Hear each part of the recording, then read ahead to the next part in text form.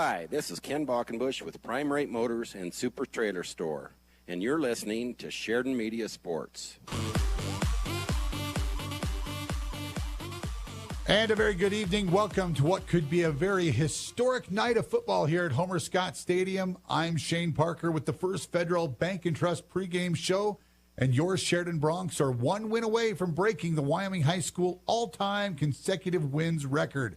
And that record can be theirs alone tonight as they try to defeat a very talented Cheyenne East Thunderbird team in what is the fourth game of the year.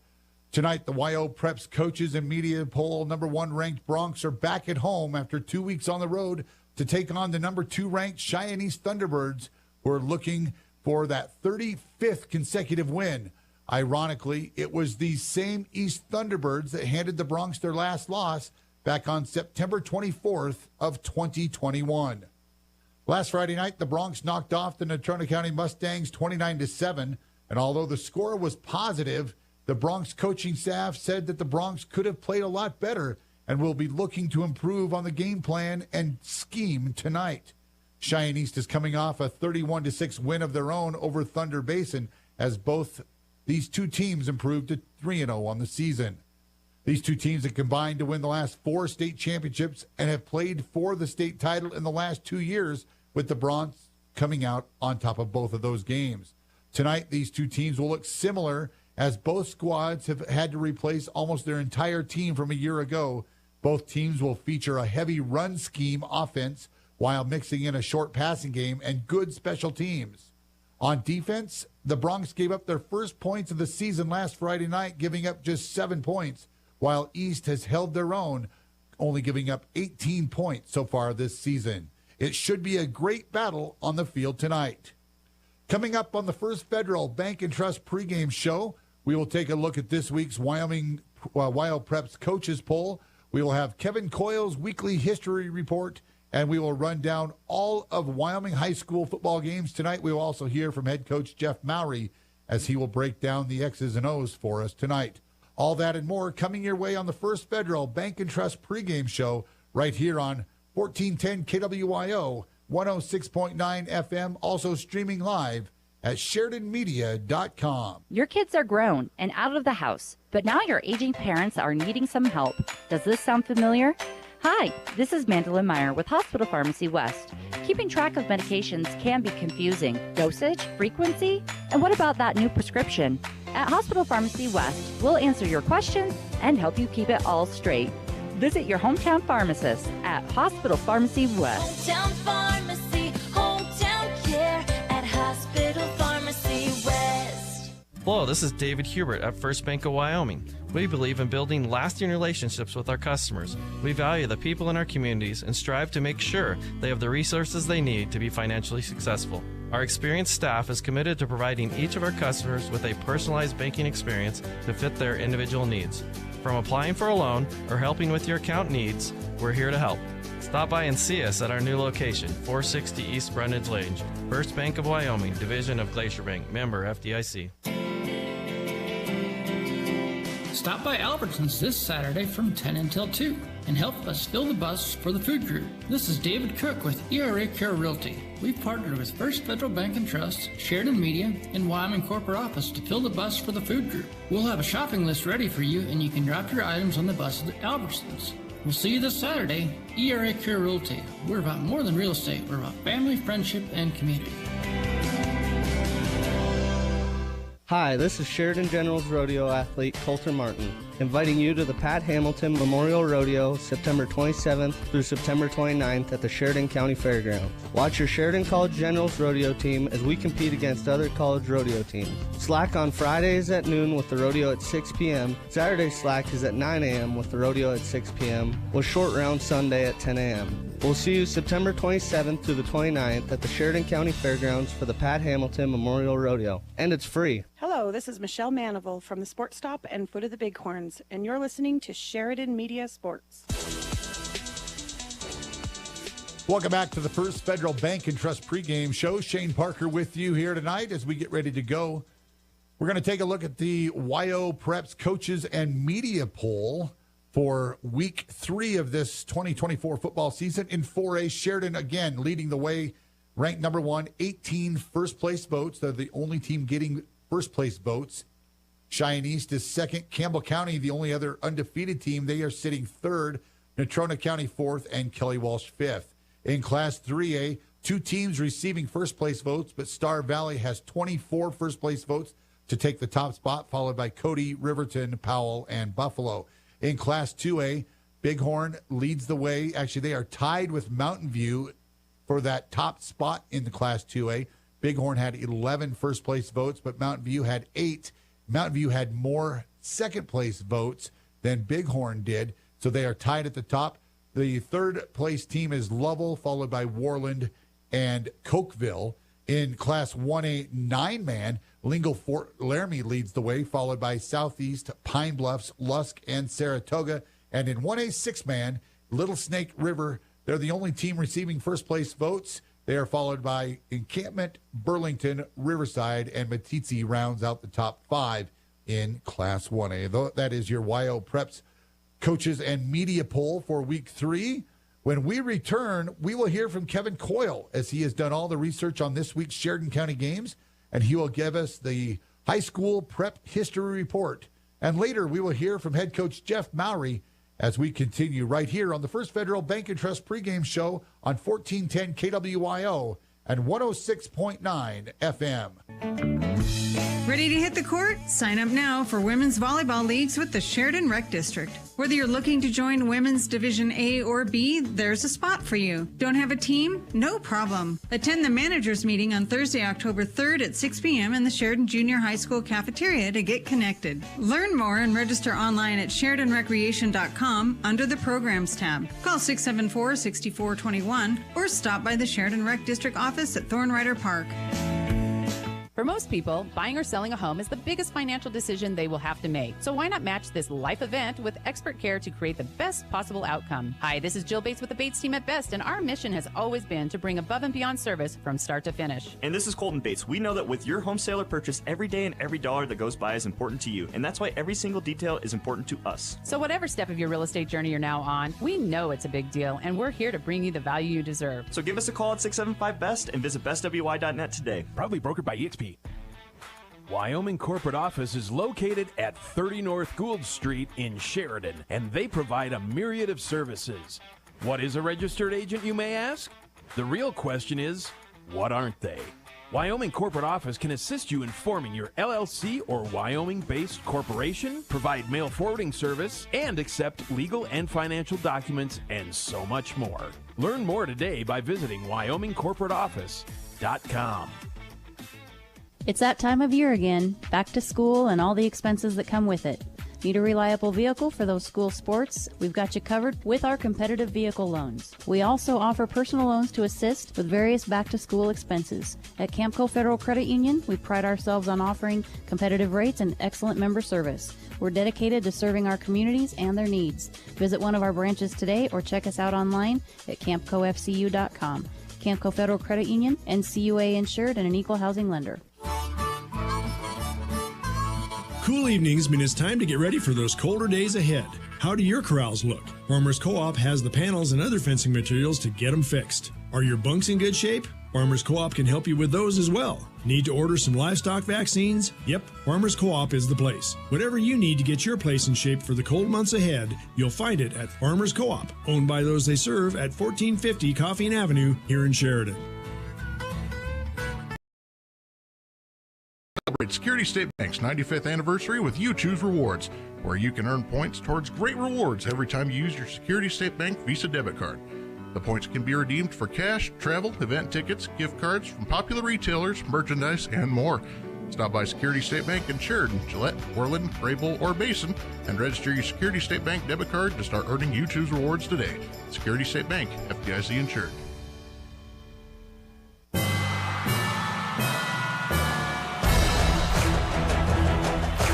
For Sheridan Media Sports, I'm Kevin Coyle with your Sheridan County High School Football History Report for Week 3 of 2024. Information courtesy Wyoming-football.com. For Cheyenne East at Sheridan, this game kicks off Friday at 6 p.m. Sheridan won the first meeting between the two teams in 1960, while Cheyenne East got its first win in 1961. Sheridan leads the series between the two teams 31-18, including the postseason, and has won the last 4. As far as games at Sheridan go, Sheridan leads the series 23-5. Sheridan's longest winning streak versus East is 8 from 1980 to 1987, and from 2004 to 2013, no games played between 2005 and 2008. While East's longest winning streak versus Sheridan is 3 from 2020 to 2021. Sheridan has shut out East 6 times, the last in 1986, while East has shut out Sheridan 2 times, the last in 1978. Sheridan's largest margin of victory versus East is 49 in 1984, 49 zip, while East's largest margin of victory versus Sheridan is 39 in 1961, which was the first time the two teams played at East, 39 zip. The most points that Sheridan has scored in a game versus East is 56 in 2009, 56-21, while the most points that East has scored in a game versus Sheridan is 51 in 2001, 51-48. The two teams have never had a game versus each other go to overtime.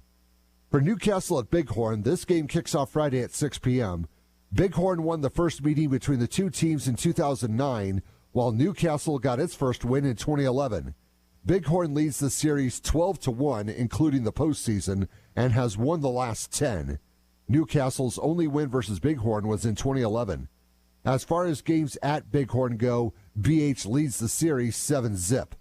Bighorn's longest winning streak versus Newcastle is the current 10-game streak that started in 2012, no games played from 2017 to 2019, while Newcastle's longest win streak versus BH is 1 in 2011. Bighorn has shut out Newcastle 2 times, the last in 2021, while Newcastle has never shut out BH. Bighorn's largest margin of victory versus Newcastle is 49 in 2012, 55-6, and in 2015, 49-zip, while Newcastle's largest margin of victory versus BH is 14 in 2011, 35-21. The most points that Bighorn has scored in a game versus Newcastle is 59 in 2022, 59-26, while the most points that Newcastle has scored in a game versus BH is 43 in 2013, lost 50-43. The two teams have never had a game versus each other go to overtime. For Moorcroft at Tongue River, this game kicks off teams in 1957, while Moorcroft got its first win in 1960. TR leads the series 33-22 and has won 4 of the last 5. As far as games at Tongue River go, TR leads the series 17-10. Tongue River's longest winning streak versus Moorcroft is 9 from 1972 to 1980, while Moorcroft's longest winning streak versus TR is 5 from 1995 to 1999. Tongue River has shut out Moorcroft 19 times, the last in 2013, while Moorcroft has shut out TR 4 times, the last in 1998. Tongue River's largest margin of victory versus Moorcroft is 62 in 1977, 62-zip, while Moorcroft's largest margin of victory versus TR is 46 in 1990, 46-zip. The most points that TR has scored in a game versus Moorcroft is 62 in 1977, 62-zip, while the most points that Moorcroft has scored in a game versus TR is 51 in 1961, 51-27. The two teams have never had a game versus each other go to overtime. With your Sheridan County High School Football History Report, I'm Kevin Coyle for Sheridan Media Sports. Whether you're starting a business, safeguarding your assets for future generations, or navigating the complexities of property transactions, McCool Law Firm LLC in Sheridan provides tailored solutions that ensure your success. McCool Law Firm understands that each case is unique, and it is committed to delivering personalized service that will exceed your expectations. McCool Law Firm, protecting your legacy, stepping up to bat for you. Find out more and schedule a consultation at McCoolLawFirmLLC.com or call 307-461-9240. September, a month of travel. Whether for school events, business, or just a fall drive, look no further than Waring Sheridan Chevrolet, Doug Wooden. Waring Chevrolet continues to receive an influx of the latest and greatest Chevrolet models. We just received 3 brand new Tahoes. Plus, we have a great selection of rugged Silverados, the roomy Suburban, everything in between, like the versatile Traverse, the bold Trailblazer. We have them all. With the large new inventory, now's the time to make your move. Experience the Waring way of vehicle buying, WaringSheridan.com. Hi, this is Jeff Tomlinson with Stiefel Financial, and you're listening to Sheridan Media Sports. Thanks a lot, Kevin, for the history report. Now let's take a look at all the games going on around the state of Wyoming. Here is the high school football schedule for tonight and Saturday. In Class 4A, obviously the big one here, number 2 East at the number 1 Bronc. Cheyenne South will play at Cheyenne Central tonight. Kelly Walsh will play at Thunder Basin. Laramie at Rock Springs, and number 3 Campbell County will be at number 4 Natrona County. All those are 6 o'clock kickoff games, except for that Natrona County ball game. That one will kick off at 7. In Class 3A, it's Buffalo at number 2 Cody, Powell at Douglas, Green River at Riverton, and Evanston at Lander. In Class 2A, Lovell will be at Lyman, Cokeville at Mountain View. The Bighorn Rams will be hosting Newcastle. That's a 6 o'clock kickoff as well. Warland at Pinedale. The Tongue River Eagles will host Moorcroft tonight at 6. Wheatland at Upton Sundance. Burns at Glenrock. And Thermopolis at Kemmerer. In Class 1A 9-man, it'll be Lusk at Saratoga. Pine Bluffs will play at Wright tonight. Guernsey Sunrise will play at number 1 Lingle Fort Laramie. And in 1A 6-man on a Friday night football, Hannah Elk Mountain at Farson Eden, Midwest at KC. Number 1 Little Snake River will play at Riverside, and Hewlett will play at Meeteetse. Out-of-state games tonight, Bear Lake, Idaho will play at 3A Jackson. Star Valley will play at Teton, Idaho in Driggs. 3A Rollins will play at Middle Park, Colorado, and the Torrington Trailblazers will play at Yuma, Colorado. Saturday's games will have 1A 9-man. Southeast will play at Wind River, and in Class 1A 6-man, Burlington will play at Ten Sleep. Open dates for this week: 1A 6-man, number 2 Encampment, number 5 DuBois, and Casper Christian Academy all have the weekend off. When we come back, we will hear from head coach Jeff Maury and how he felt about last week's game against Natrona and what to expect from Cheyenne East tonight. You are listening to the First Federal Bank and Trust pregame show right here on 1410 KWYO, 106.9 FM, also streaming live at SheridanMedia.com. Mossholders Design Center proudly supports our young student athletes in Sheridan County. Being a member of a successful team takes determination, a strong work ethic, and great leadership. It's those qualities that have defined Mossholders over the last 115 years in Sheridan. We're proud of the Mossholders legacy, and we're proud of our local athletes and coaches. Let the talented and hardworking staff at Mossholders help you with your next furniture purchase or design project. Mossholders wishes each and every team the best of luck this season. Go Broncs and Lady Broncs. In a place where honesty and hard work define us, there's a bank that's fully invested in Wyoming. The banks of Buffalo, Gillette, and Sheridan. We understand that business owners are the backbone of our communities. And whether you run a ranch, a restaurant, or a retail store, we're here to support you with a range of account options and personalized services without all the unexpected fees. Because when your business succeeds, our communities thrive. Visit buffalofed.bank for all your business banking needs. Member FDIC, Equal Housing Lender. Texting and driving. Texting and driving? Everyone knows there really is no and. You're either texting or you're driving. In other words, if you're typing or reading anything while you're behind the wheel, you're not paying attention and you're not in control of your vehicle. That's why law enforcement around the state is cracking down on distracted driving. Hey, Wyoming, let's put an end to texting and driving because we all know better. There is no and. This message was paid for by WYDOT. You save, we give. Hi, this is Anna with First Northern Bank of Wyoming. I'm sure you've heard about our Roundup program by now, but did you know so far this year we've matched over $15,000 that we've donated to local nonprofits in our communities. This quarter we are giving to local youth services. If you haven't enrolled, stop by and see us at 29 North Gould Street to learn more and enroll today. You save, we give. It's a win for you and the community. First Northern Bank of Wyoming, investing in Wyoming communities since 1885. Member FDIC, Equal Housing Lender. All right, we're back with Coach Maury. And Coach, another successful night last Friday night at Natrona, and maybe a little different how it turned out than maybe you thought it might be. But just give us a little insight into what you thought happened Friday night, and obviously a big win on the road. Yeah, a huge win. Anytime you can win at Natrona is a big win. Coach Harshman always has guys ready to go, and they were that. He's had some turnover in some of his staff that he's had for years and years, and a new defensive coordinator, new offensive coordinator this year, and so some changes there, some little wrinkles. But I thought our guys really came out and played physical. We asked our guys to match their physicality, and Natrona is a big, strong team, and I was really pleased with our physicality on both offense and defense. And so when we ask our guys to do it and they go do it, I was really pleased with our game and the way we came out and played physically. I think our speed really got to them.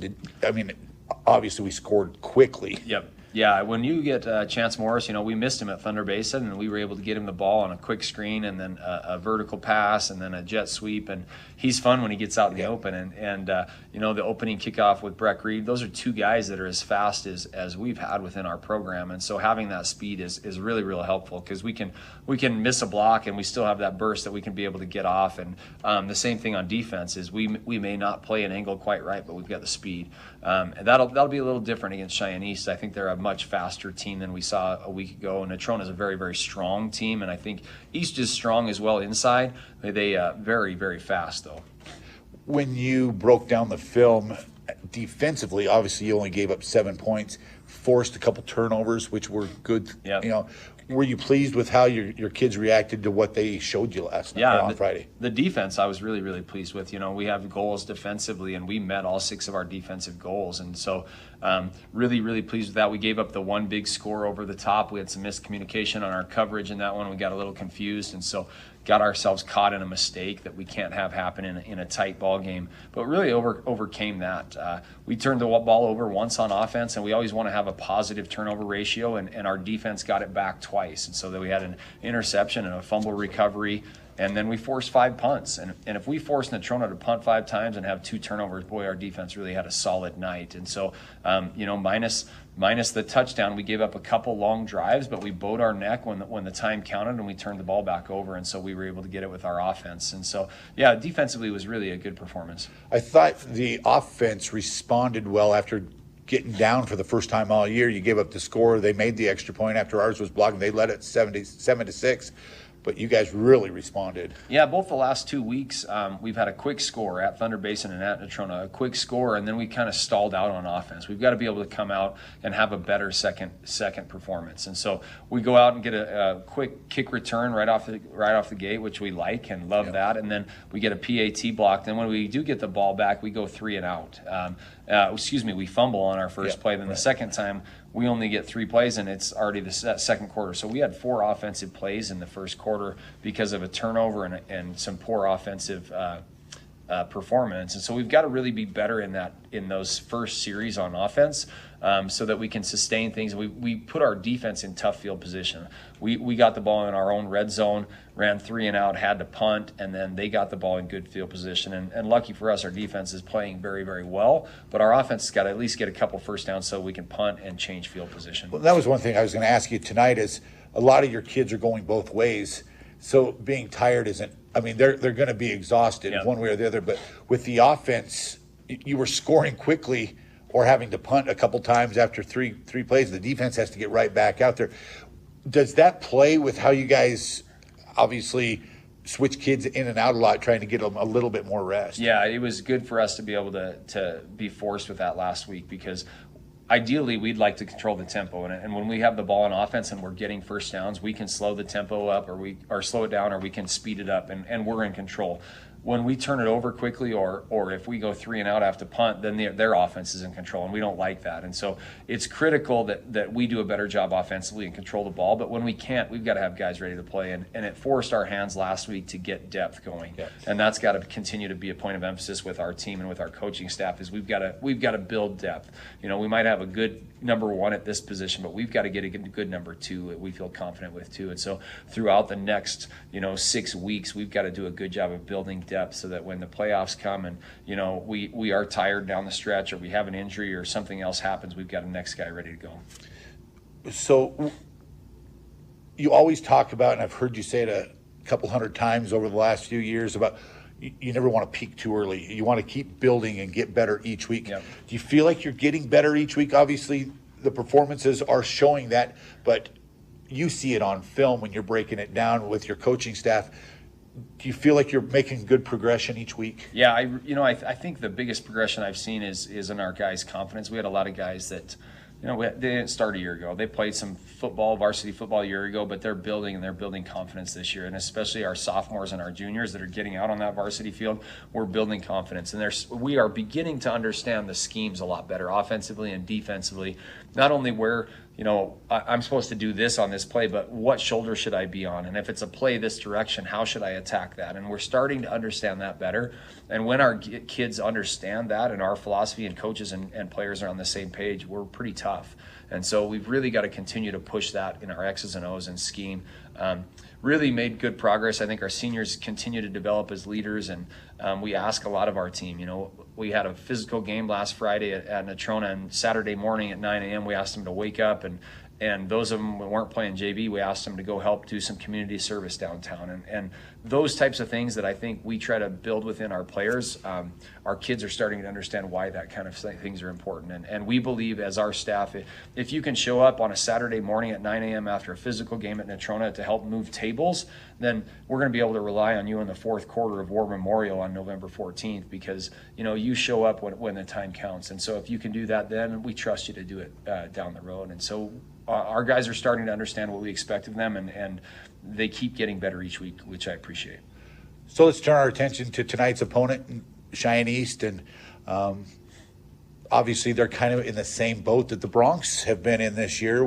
They graduated almost everybody off that team that we beat at War Memorial a year ago in the state championship. So they're trying to find their identity, but Coach Goff and his staff have consistently done a decent job as well in preparing their kids. And through the first 3 games of the season, give me your thoughts on Cheyenne East. Very impressive. A different team than a year ago. They had a lot of seniors a year ago and had a great quarterback, great receivers, great running backs, and they were prolific on offense. And this year they're more of a run focus. They've graduated quite a few guys. They graduated some receivers. Their quarterback is different, and boy, they like to run the ball, and they've scored a lot of points running the ball. And so really got to be on our toes defensively to make sure we can stop the run and force them to pass. So it is a different team, but and I think for probably the past 4 or 5 times we've played each other, they do a tremendous job on their staff, and they'll have their guys ready to go. I guarantee they've spent a lot of time on scout, and they'll know us probably better than we know ourselves. Your coaching staff does a good job of preaching to your team about being humble and being gracious winners and don't take things for granted. The Cheyenne East team put a little bit of bulletin board material out this week. Do your guys want to respond to that? Yeah, it's something we talk to our guys about a lot, Shane, and we have meetings every week, and we talk to our guys kind of the expectations. In Sheridan, you're going to win some football games, and you're going to be talked to by the media, Casper Star Tribune or YO Preps or Sheridan Media or anything, and we want our guys to be prepped for that, and we see a lot of things on TV, whether it be NFL, NBA, college football, and it ends up on some, show and people make fun of it, and that's not what we want out of our guys. Right. We ask them to be humble and thankful, and if people are going to say stuff outside of us, then let them do it, and that might give us some extra motivation for us to go play well, but we never want to give that to anybody else. And so I'm sure we have some guys that want to respond, and we ask them not to. We ask them to be humble and thankful and understand that, our job is not to get into a social media banter back and forth. Our job is to show up at Friday, 6 o'clock, and put our best foot forward. Do you guys coaches obviously you guys know the East coaches, you're learning their players and their formations and what they do throughout the first 3 games, but do you guys enjoy everyone's been successful? Is a great guy. We spend time together at all state meetings and things like that, and I enjoy visiting with him and have learned a lot from him and his staff. And so I think games like this make us become better coaches. What do we do better? X's and O's. How can we continue to improve? Our philosophy on our staff is that if we stay where we're at, they're going to catch us. And so we've got to continue to find what's the next thing that we can do a little bit better to stay on top of them. And so that's a huge challenge for us, and hopefully we can identify a wrinkle or two that gives our kids a little bit better position to be successful, and that's really our hope. And coaches like that are the ones that push you. Coach Harshman and Coach Goff, and we play Thunder Basin, Natrona, and East back-to-back weeks. Man, our coaching staffs had to be on it because those are 3 very good football teams, and so and 3 very good coaching staffs that we've got to be prepped for. Some new wrinkles this week? I hope so. We've been trying to put them in practice this week, and some of them look good, some of them don't look so good. And so hopefully on Friday night we can catch, the guys, the Cheyenne East, in a position that we like, and we can capitalize. But really it's going to look very similar to the football fan. It's going to look like Sheridan Bronx versus Cheyenne East, and we'll have some wrinkles, but not many people notice the wrinkle in the blocking scheme that we put in for this one, where we might pull a different guy because of the angles that it creates for our offensive linemen. And so those are wrinkles that we as a staff get really excited about, and people watching on shared media or something probably didn't even see that there was a wrinkle in there. And so some things like that, and I really think special teams will be a critical aspect of this game, and if we have the opportunity to make a big play, we've got to be ready for it. And I think against Cheyenne East, we've got to expect the unexpected. They always are known for a punt fake here or there, and they've got multiple first downs on us, and we can't allow that kind of stuff to happen where the momentum may shift. And just the final thing, we've talked about it a few times, but are the kids, our team meeting and the record board, okay, that it's cool. And but our word of the week this week was focus, and if the focus is on the record, we're focusing on the wrong thing. We've got to focus on what is my second foot doing on inside zone to the right. Am I bringing my second step at 6 inches, or am I bringing it at all? The focus has got to be on the right thing, on the process. And so yeah, we're excited for that, and if that opportunity comes, great. If it doesn't, that's great too. We put a heck of a run together, and so really, but we've got to really focus on us, because if we look at the state championships we've won over the years, not many times have we gone undefeated. Right. And if we stub our toe and have a team come in here and beat us, then that's okay. We'll get better next week, and we've got to continue to focus on how do we continue to become better Broncs. Well, let's have a good one tonight, and we'll talk about that record after the game. Thanks, Shane. Hungry? Got $5? McDonald's. Loss and cognitive decline? Missing out on sounds deprives your brain of proper stimulation. Just like your body, your brain needs exercise. Wearing hearing aids can help keep your brain active, engaged, and healthy. Ensure you don't miss out on a thing. Include a quick and easy hearing test as part of your routine health checkups. Call and schedule your test and free hearing aid demo today. EBA Hearing, 674-8920. That's 674-8920. Planning a project that requires block, brick, or stone? You need to contact the folks at Thompson Master Masons. They have the largest selection of brick and stone in town and 39 years of experience behind their work. Chances are, if it can be done, they've done it. Let Thompson's help you choose the best application for your specific project, residential or commercial. Give Thompson Master Masons a call at 672-7971 or stop by their showroom at 135 East 11th Street. Did you know Sheridan Motors is Sheridan's only locally owned and operated new vehicle dealership? That means when we thrive, Sheridan directly benefits. We're proud to support our hometown through sponsorships, good deeds, and excellent full-time jobs with benefits. Stop by your locally owned and operated Sheridan Motors to check out. You know you have a choice when it comes to shopping for new and used cars, servicing your vehicle, and purchasing tires. On behalf of Sheridan Motors' entire team, thank you for your business. Hi, this is Brent Wolf with Sheridan Motors, and you're listening to Sheridan Media Sports.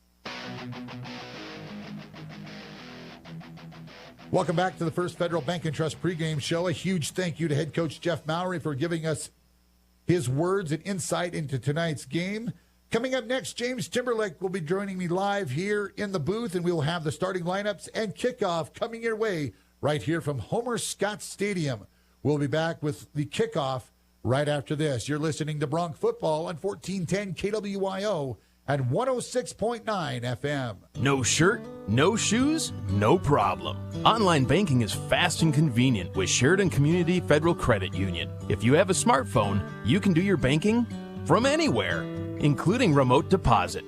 Just take a picture of your check and send it. It's that easy. And you'll instantly have access to the first $200 available and the rest shortly thereafter. Yep, banking is that easy with remote deposit at Sheridan Community Federal Credit Union. Member NCUA, Equal Housing Lender.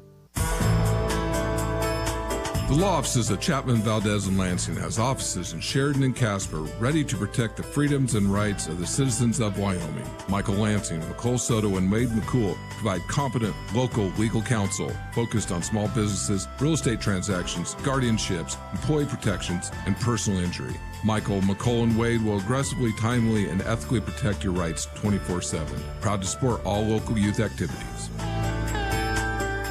Need screen printed and embroidered items? Well, whatever you need, Kilpatrick Creations is the go-to local company for these types of items. If it's screen printed or stitched, we are the ones to help you. Give us a call first. We're here to help you and want to help you with your imprinted garment or accessory needs. We've been in the business and serving Sheridan County for over 20 years. We have the experience, talent, and selection of goods that allows us to help you promote your business, club, or event in the best, most affordable way possible. Come see Kilpatrick Creations for all your screen printed or embroidered needs.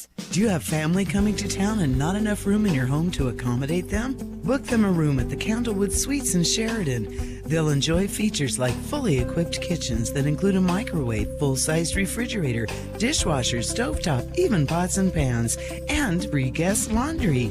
Did I mention the outstanding views of the Bighorns? Book your reservation with the Candlewood Suites and relax knowing they'll feel right at home. Call the Candlewood Suites 307-675-2100. Hello, this is Michelle Manival from the Sports Stop and Foot of the Bighorns, and you're listening to Sheridan Media Sports.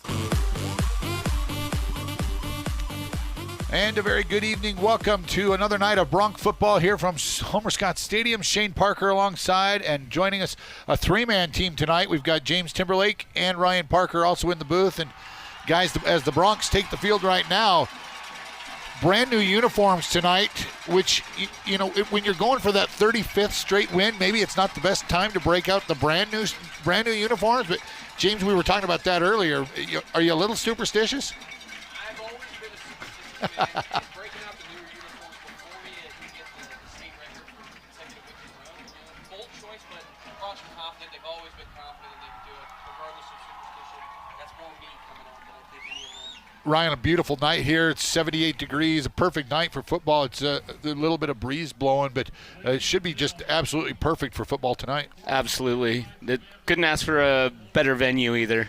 Homer Scott Field, you know, going for the record at home. This is awesome. It's a good night. A lot of people are packing in here, and we are just minutes away from getting this thing underway. We're going to take a quick break for the anthem, and when we come back, we'll take a look at starters offensively and defensively. The Broncs will get the ball to open this contest. You're listening to Bronc football here on... And great leadership. It's those qualities that have defined Moss holders over the last 115 years in Sheridan.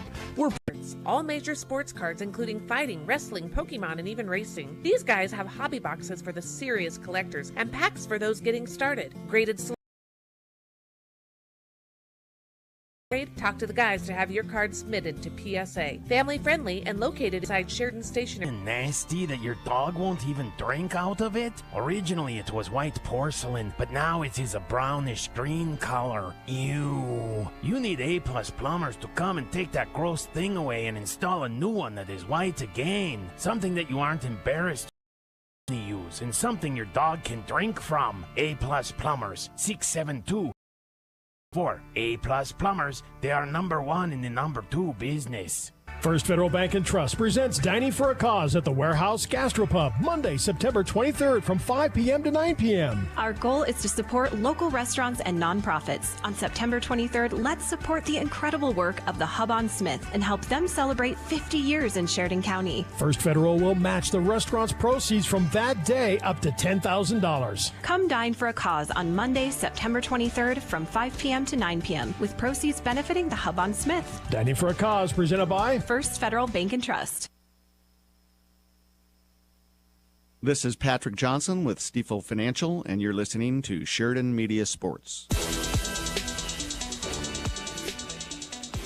Welcome back to Homer Scott Field. Shane Parker, James Timberlake, and Ryan Parker will be joining us as well as we get ready for the contest tonight. Hey, Cheyenne East won the toss. They deferred to the second half, so the Broncs again will start with the ball. We know what happened last week. Breck Reed took the ball 98 yards for the opening kickoff touchdown. And as we take a look at starters, we'll take a look at those defensive starters. First of all, for Cheyenne East, all seniors. big boys on that defensive line, 250, 200, 230, all on the line. Troy Speakman will be one defensive lineman. Dane Wilcox, Steele Hamilton, the other D-lines on the linebacker core. Anthony Bond Johnson, a 5'11 senior, and Tanner Stewine, a 5'10 senior. He will also run the ball a lot.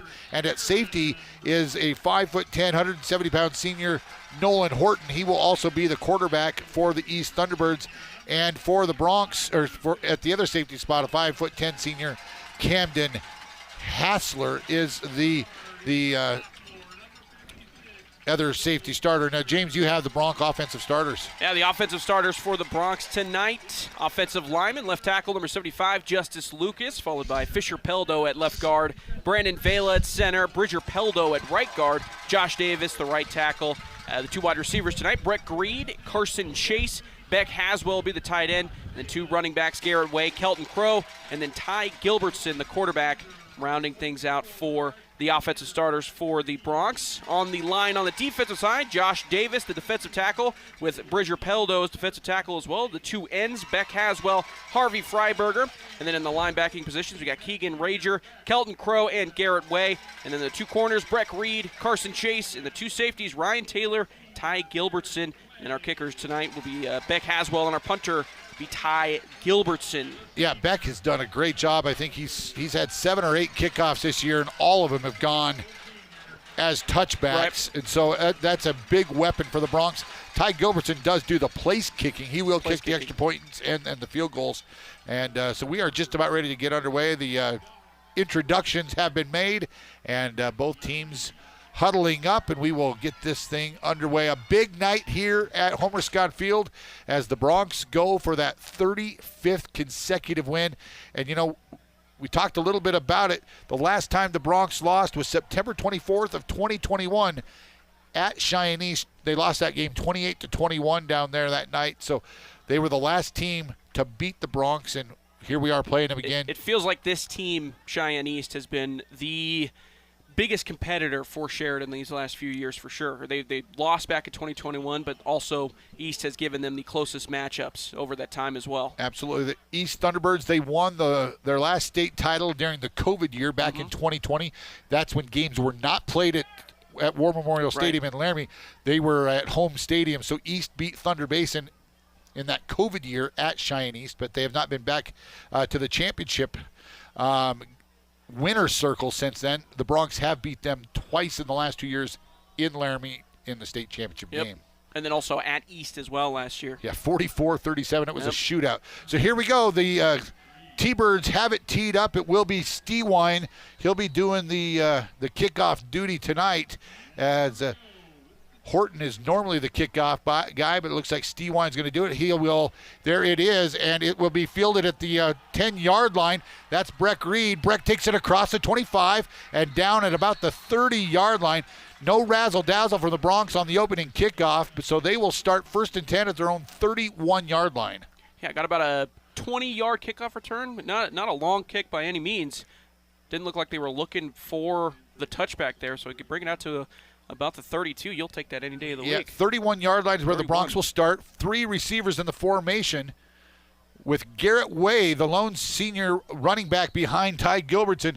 You know, Garrett Way has 22 carries for 195 yards and a couple touchdowns on the year. He's been a real force after he played some last year, but was hampered by an injury almost all year long. And we had Dane Steele and Nia Aguirre, the senior running back. So Garrett's getting a chance. Here's a quick toss to the right side. He'll put his foot on the ground, breaks a tackle across the 35, down to about the 39-yard line, and pick up good gain on first down all the way out.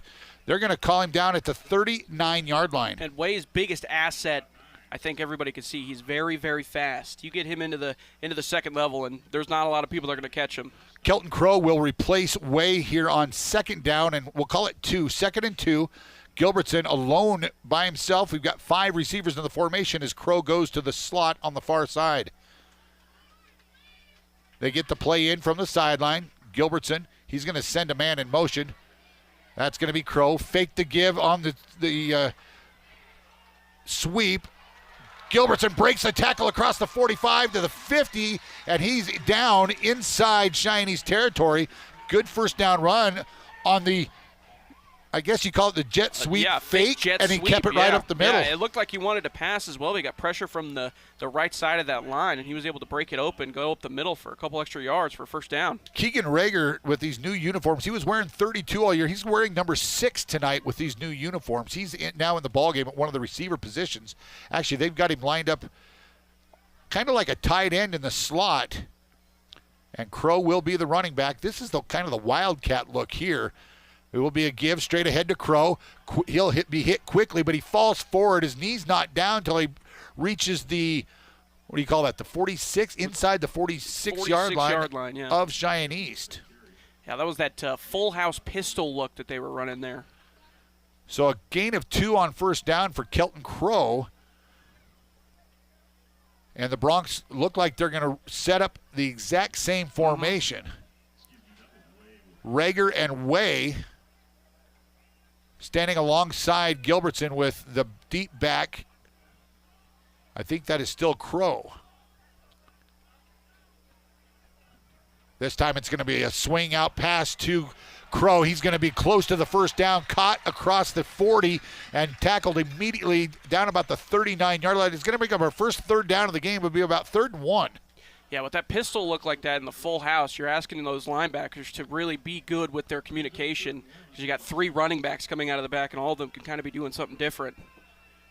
So Kelton Crow caught that pass out on the left-hand side of the formation and almost got enough for the first down, but it'll bring up 3rd and 1. This time they will give it to Way. Garrett around the right end. He fumbles the ball, but it's picked up. The Broncs are going to recover that. Way lost it, but I think Beck Haswell might have gotten on top of that ball. Heads up play by Beck. But it will be a first down for the Broncs at the east 35-yard line. Yeah, that was a heads up play by Beck Haswell. So the Broncs, every game their first possession, offensive possession of the game has usually been a real methodical, good drive down the field and turns into a touchdown. Yeah, they're very good with their scripted plays and whatnot at the beginning of games and the beginning of halves as well. And we're seeing that here. So 4 receivers in the formation, 2 to each side. Garrett Way, they're going to bring Carson Chase across the formation. Actually, that's Chance Morris. Chance, he's not going to, the end stayed home, but Chance stands up and fights forward for a gain of about 2 off the left end. Chance just didn't really get a chance to break that one into open space. The defensive end did a good job staying home. I was going to say, this has been probably by far so far this season the most disciplined team that the Broncs have seen, at least on the outside tackle runs like that. They've given up just 18 points, 3 or 6 points in each ball game so far. But again, the teams that they have faced are 1 and 5 on the season. Make that 1 and 8 on the season. So, not the strongest competition so far.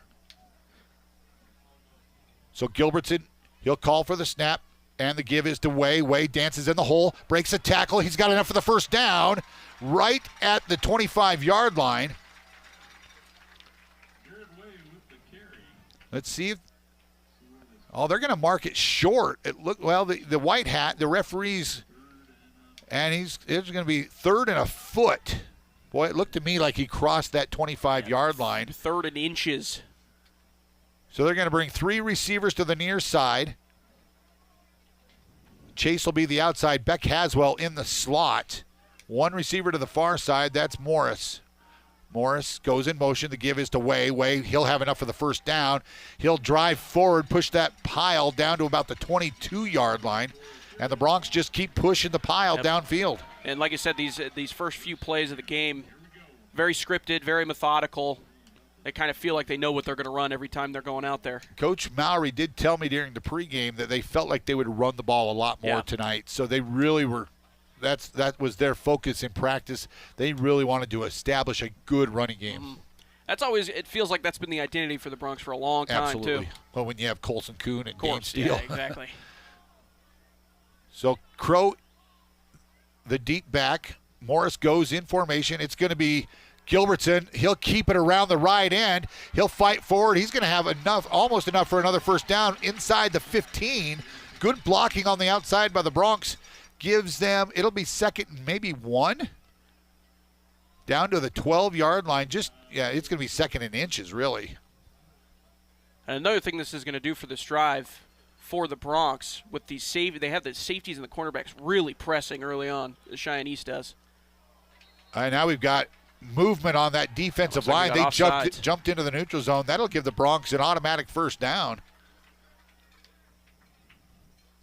Why run the play when they can just give you the first down? So Garrett Way's going to sub back in. Let's see where they step this off. The official comes out. Offsides on Cheyenne East is the call.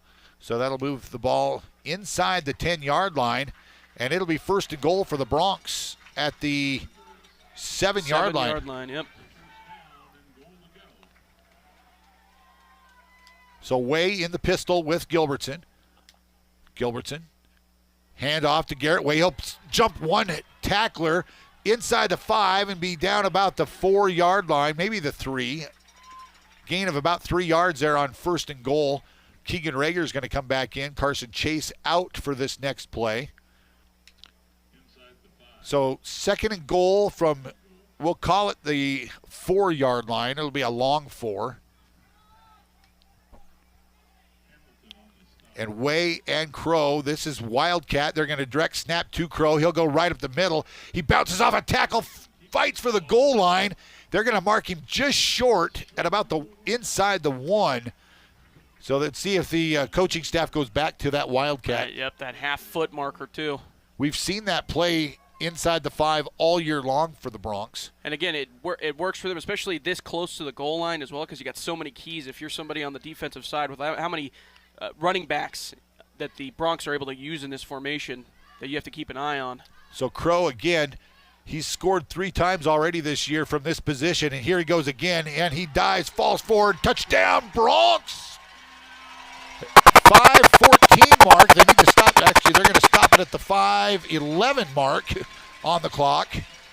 The Broncs punch it in to take the lead. It's a great drive by the Broncs to start this game against the the second best rush defense in the state of Wyoming, to be able to drive down, didn't attempt a single pass. 79-yard drive for the Broncs, and just methodically down the field. Again, didn't have to attempt a single pass. Yeah, they did the one swing pass. The swing pass. Swing pass. I'm sorry, yeah. And the kick by Gilbertson's good. The Broncs lead it 7-0 on the range scoreboard. 5:11 to go here in the first.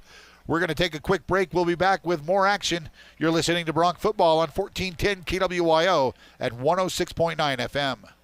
It's been said that for every dollar spent at a locally owned business, it returns 3 times as much income into the local economy. Hi, this is Mandolin Meyer from Hospital Pharmacy West. The money you spend with a locally owned business stays in our community longer.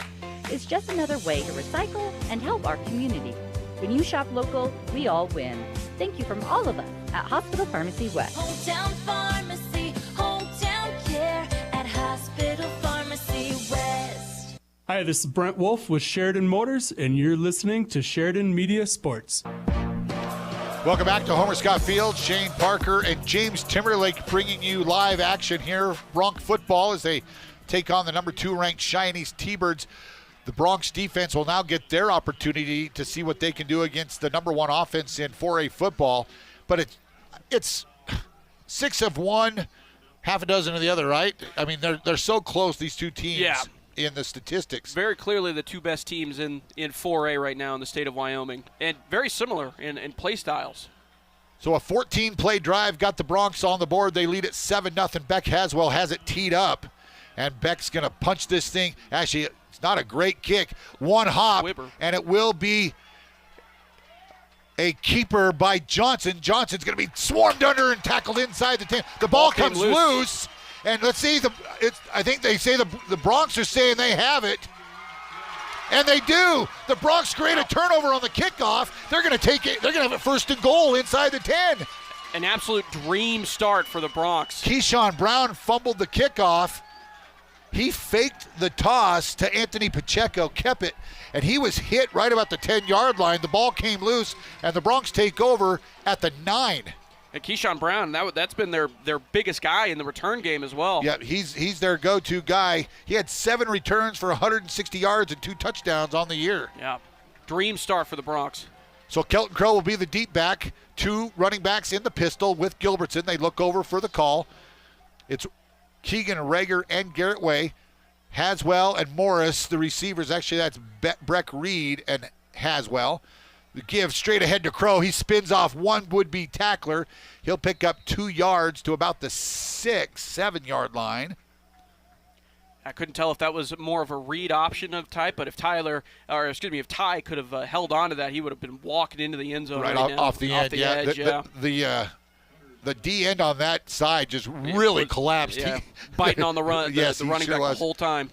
So Rager and Crow check out of the ballgame. Carson Chase is in.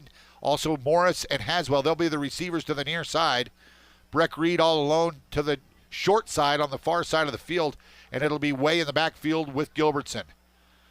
Gilby calls for it. Tosses, quick toss, and a hitter by Garrett Way, but he's swarmed under. Good job, good penetration by the linebackers for Cheyenne East as they met Garrett Way. That's going to be a loss of about 1 yard.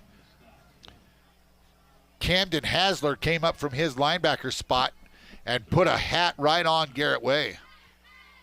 That's what you're going to want from Garrett Way, though. You're going to want to get him into space. They've done 2 tosses like that to him, one on either side so far.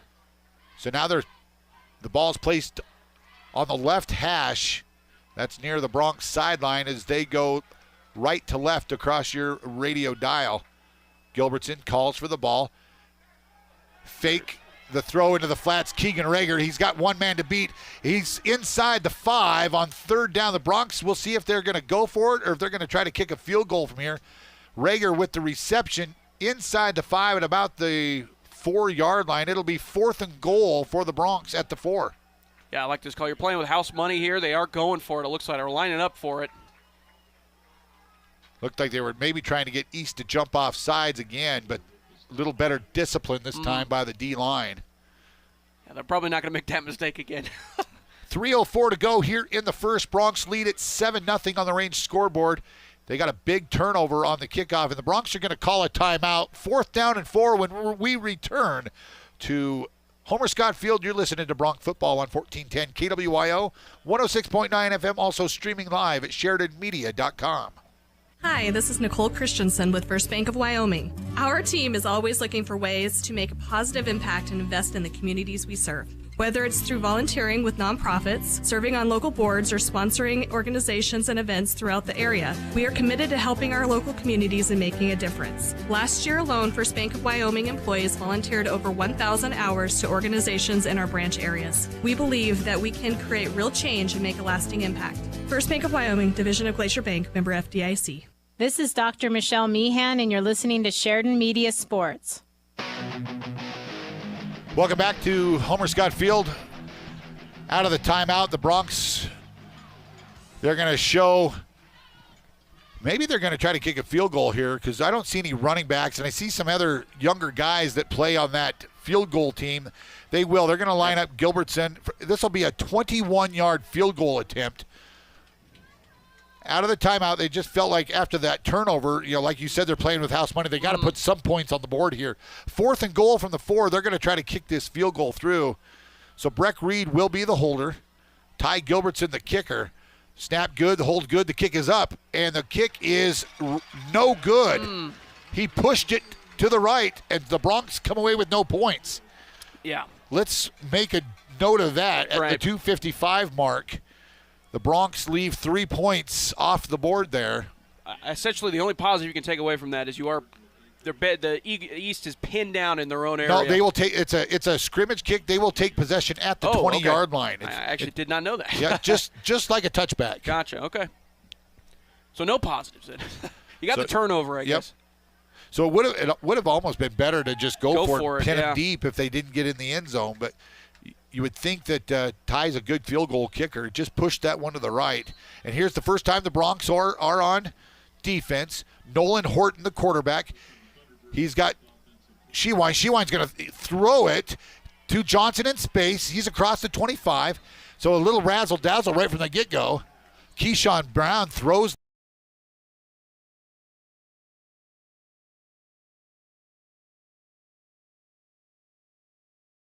Handed it to him, and he took one step forward, but he wasn't across the line of scrimmage. Yeah, so that was an interesting play. Horton, he's going to drop back into the flats, have a man, and that's going to be enough for a first down out across the 30 to the 32-yard line.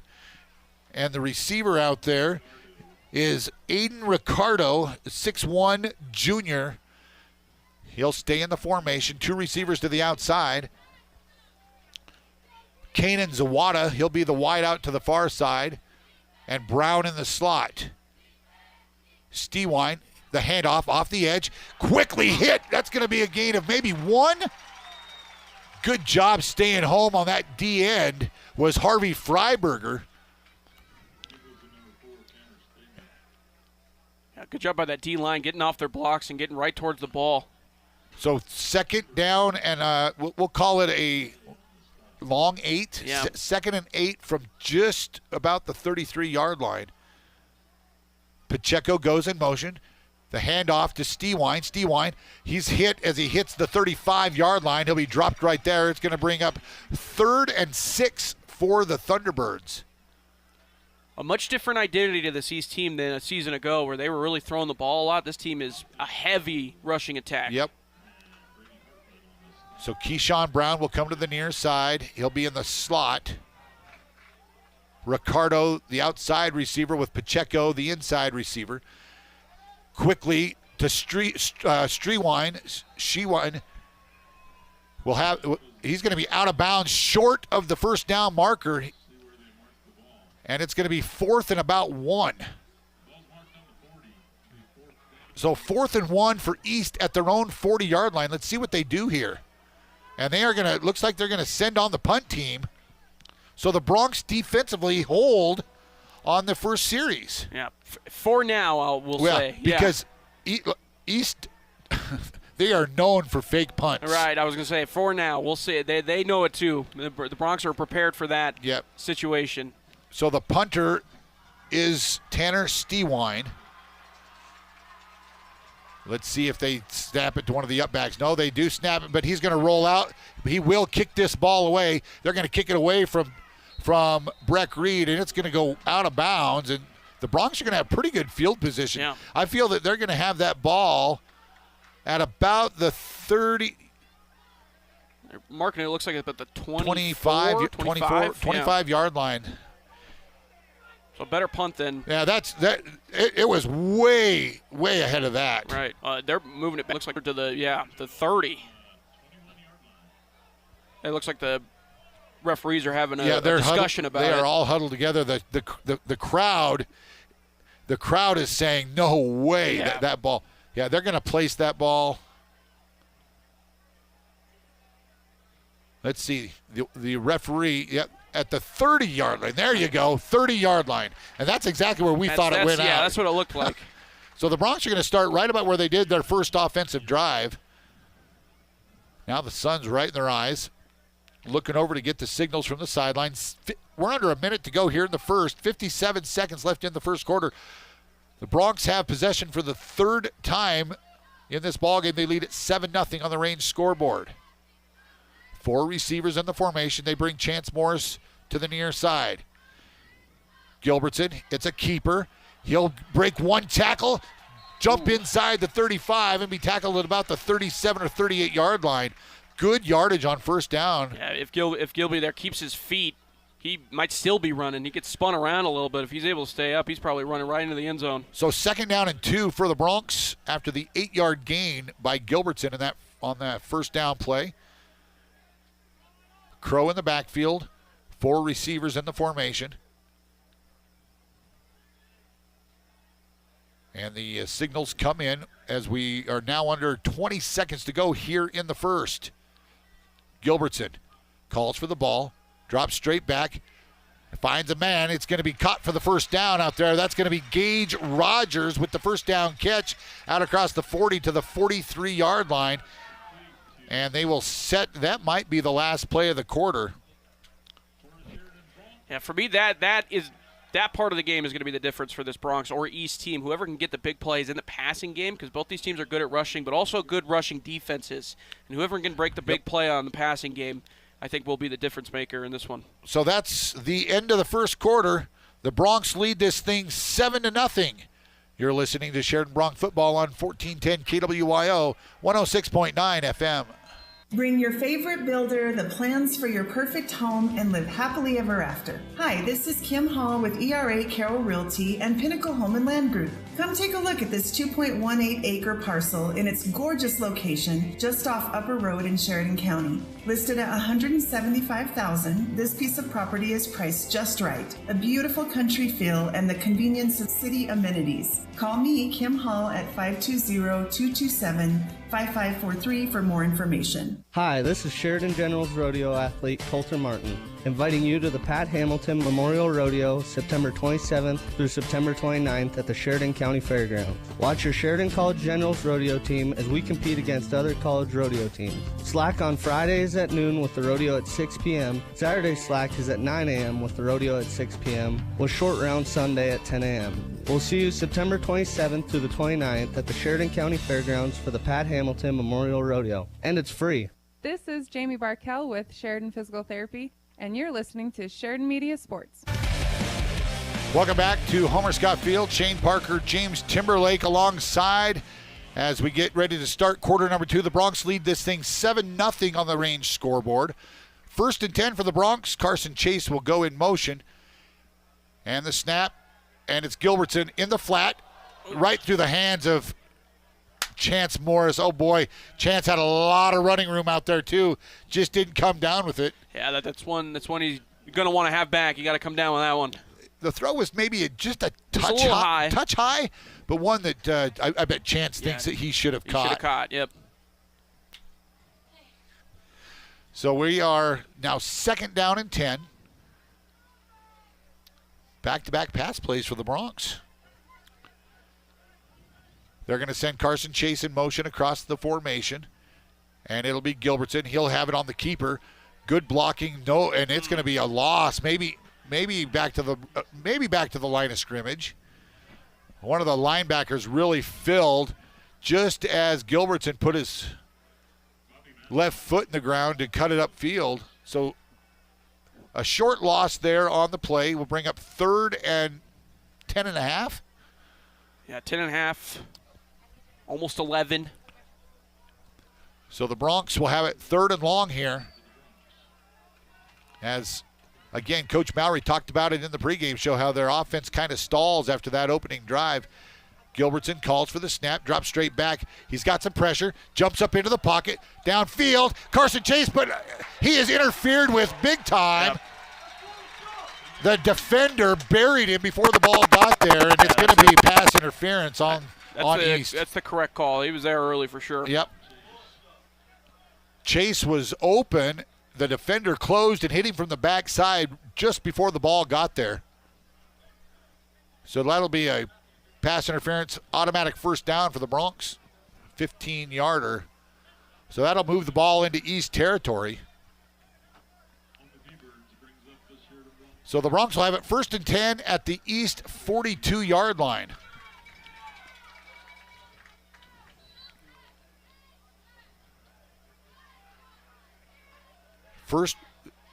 Second penalty of the ball game.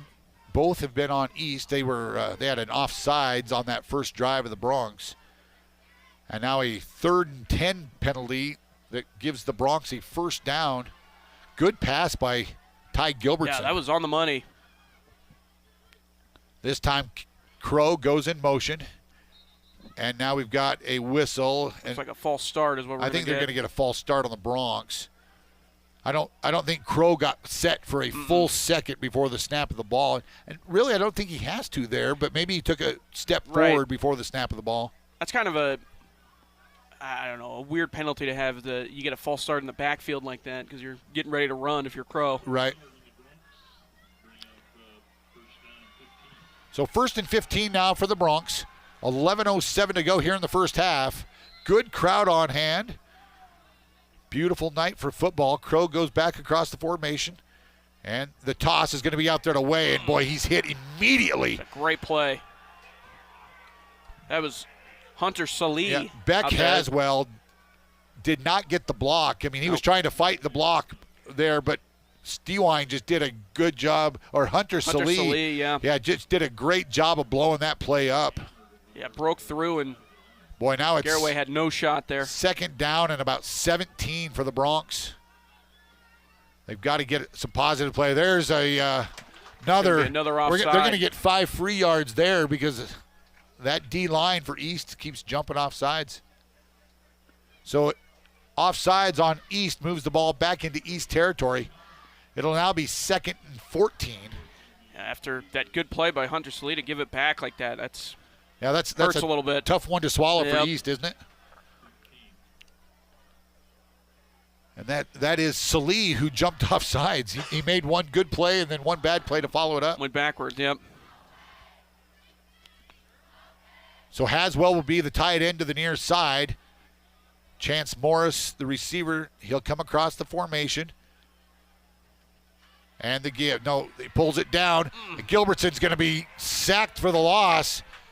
That's the first time he's seen pressure tonight. And it'll bring up 3rd and 15 now for the Broncs.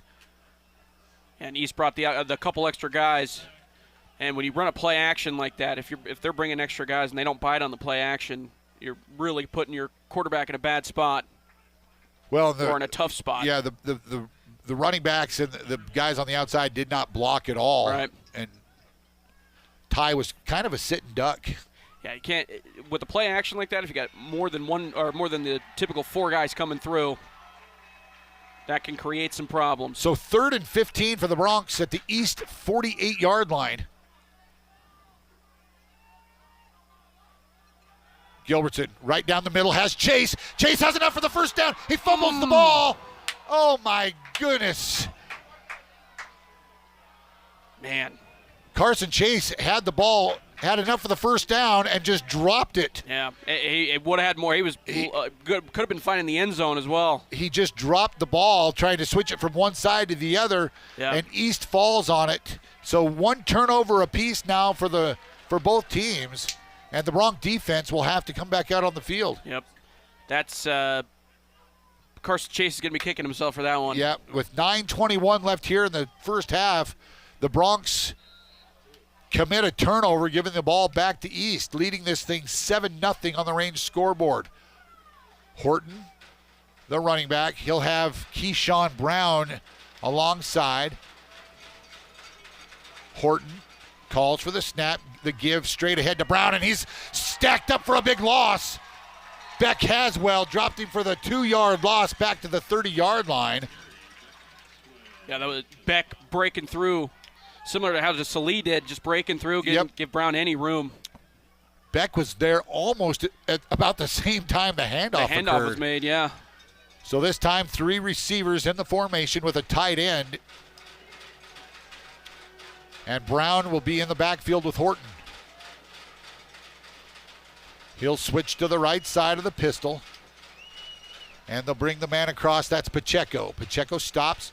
And this time the give is to Brown. Brown, he's going to get outside, cut it up one time across the 35 and be driven out of bounds at about the 37, 38-yard line. So a good gain on second down. He'll bring up 3rd and about 5 for the East T-Birds. And this no-huddle quick offense. It can make you tired very quickly. 8:35 to go here in the half. 3rd and 5 for Cheyenne East. Horton. He drops straight back. Beck Haswell fights it off. And the pass downfield. Intercepted. That's going to be picked off by Crow, I do believe. And the Broncs are going to have it deep in East territory again.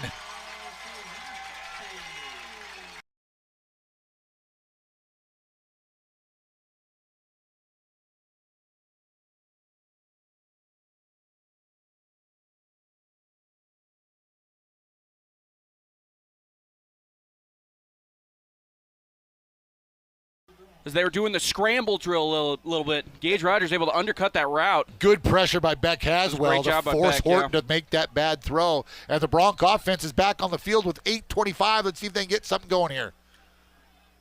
Garrett Way, a flare pass out to Haswell. Haswell breaks a couple tackles across the 15. And he's going to fall forward. They're going to mark that ball right at the 15, but boy, I thought he was at least to the 14. Kind of an inside zone pass, you know. A little tight end screen. Almost a tight end screen, yeah. But a good play by Beck Haswell. He dropped a couple passes last week. I gave him a little bit of a hard time at practice on Tuesday. He said he'll definitely be better tonight. And so good far, start, yeah.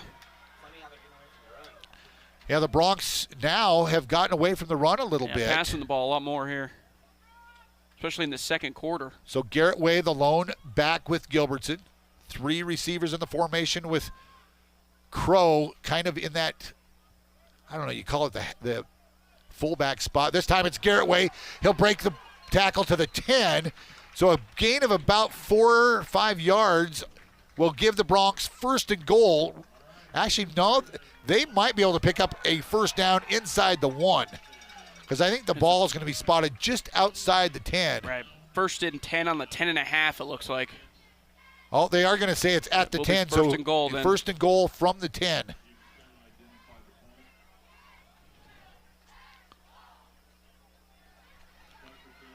So Gilbertson has Crow in the backfield, 4 receivers in the formation. Tight bunch.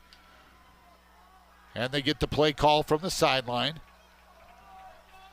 The center, Vela, is doing a much better job tonight keeping the snaps low. This time it's Gilbertson. He's going to cut it up inside. He's at the 5, stays on his feet, but a flag comes in. Gilbertson's in the end zone, but I think they're going to get an offensive hold. Yeah, it's right in the area of offensive holding. Right at the 5-yard line. There is a flag down, so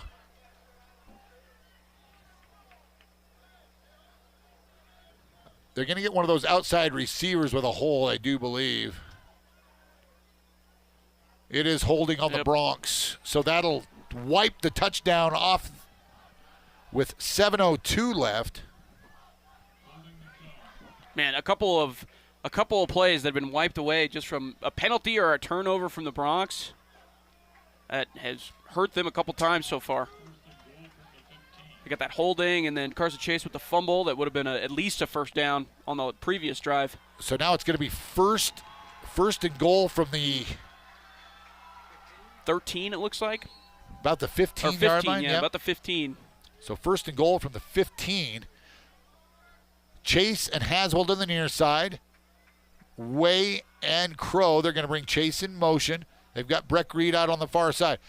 Flare pass to Haswell. Haswell has it, but he fights forward. Not much there. Maybe a gain of 2 to about the, well, actually, we're going to call it a gain of 4 down to the 11-yard line. And that looked like either Breck or Carson Chase maybe had the wrong play call because they were both standing in the exact same area looking for a pass. So this time now Andrew Stewart will check into the ballgame. That offensive line, it's good to see those guys out there, you know. Both Peldo boys, Fisher and Bridge, are doing a good job. You've got Brandon Vela, the center. Josh Davis, Justice Lucas out there. The other guy that I see out there that's subbed in right now is Nathan Bloom. Gilbertson, the inside handoff is to Crow. He spins off one guy, breaks a tackle. He's inside the 10. Down to about the 8. It's going to be another 4-yard gain, but it's going to bring up third and goal from the 8-yard line for the Broncs. I like the way the Broncs play calling has been. They're kind of keeping East off balance a little bit. Yeah, they started that first drive, and it was all run. One pass, but the rest are 9 plays of runs. The offensive line has got to dig in and get the inside blocking game going a little bit better to create some openness, you know, running through the tackles. Now 5 receivers in the formation. Gilbertson standing all alone. Ryan Taylor's checked in as the outside receiver on the far side. They bring Crow. They fake it to Crow. They've got a man across, and it's going to be cut for the touchdown. Ty Gilbertson, and he has hit Carson Chase for the touchdown right in the middle of the end zone, and the Broncs put another one on the board with 5:27 to go here in the quarter. Yeah, you run that little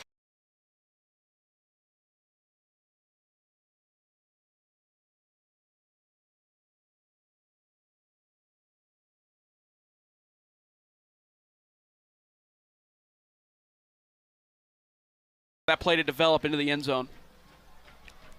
That was an 8-yard touchdown pass. Good job by the Broncs. You had that fumble, and then be able to bounce back, get a turnover, and then score on the ensuing drive. And the extra point is up, and it is no good again. Boy, the Broncs kicking game has struggled tonight. Ty pushed another one wide right. And so the Broncs lead this thing 13-0 on the Range scoreboard. We'll be back with more Bronc football right after this.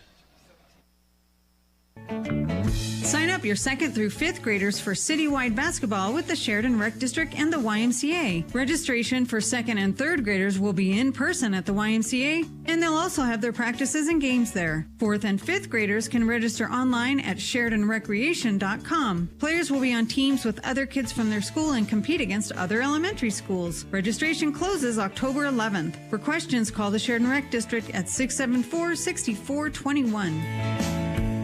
There is no doubt when you walk through Sheridan, you can feel the strong sense of community. It's everything from our wonderful local businesses to our top-rated schools. You can even feel it in the level of care given to the homes in and around our area. Hi, this is Jill and Colton Bates with the Bates team at Best, and we truly feel people deserve to get the most out of what our community has to offer. That's why we're here to help match you not only with the perfect home you need in your life now, but also with all the surrounding pieces. We want what is best for you, and that is owning the property and the slice of Sheridan you deserve. Call 675-BEST and visit bestwy.net. Proudly brokered by EXP. Hi, this is DJ Dearcorn of First Federal Bank and Trust, and you are listening to Sheridan Media Sports. Welcome back. Beck Haswell again did not get this kickoff to the end zone. This time, the return man across the 20 to the 25. I think that return... About the 20, it looks like. 19 or 20. And on the return was Aiden Ricardo. So Beck not able to put that thing in the end zone, but they good special teams. Good special teams coverage, yeah. So the Broncs they've missed one field goal tonight, missed an extra point. You don't want to be chasing those points, right? Yeah. So that's 4 points they've left off the board, especially against a good team like this who can score. Obviously, Yep. You don't want to leave points on the board. So the defense back out on the field. And this defensive team has done a good job. I mean, they've given up 7 points all year. And we are now into the 14th quarter of the year. Give straight ahead to Johnson. Johnson, he's going to be brought down from behind. I saw Brandon Vela come from his nose guard position to kind of chase down the backside. It's going to be a pickup of about 2. So Brandon Vela with the tackle as Johnson. Again, Keyshawn Johnson had 37 carries for 233 yards and 2 touchdowns coming into tonight. Yeah, that's their lead dog, if you will, out of the backfield. Horton with Johnson lined up next to him. Horton's going to keep this one, the lead block. He'll have good tackle. Yeah, good backside tackle that time. Is that Chase again? Yeah, it looks like it might have been Crow. I think it's Keegan Rager. Yeah. So Keegan Rager brought Horton down from the backside, but it's going to bring up 3rd and short for East. 3rd and about 3.5 yards. So with 4:20 to go here in the first half, East has a 3rd and 4. Johnson breaks a tackle, dives, and he's going to have enough for the first down out to about the 34-yard line. Boy, the original tackler there had a chance to tackle him for no gain. They got him at about the line of scrimmage, but Brown just kept on pushing. Blaine Phillips was one of the guys there. Keegan Rager was the tackler for the Broncs.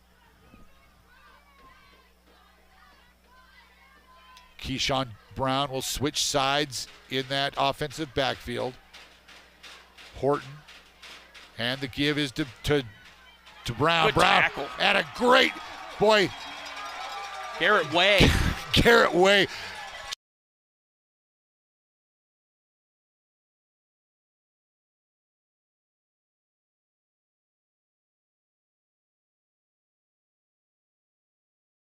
Just low, got him around the hips, lifted, and put him to the ground.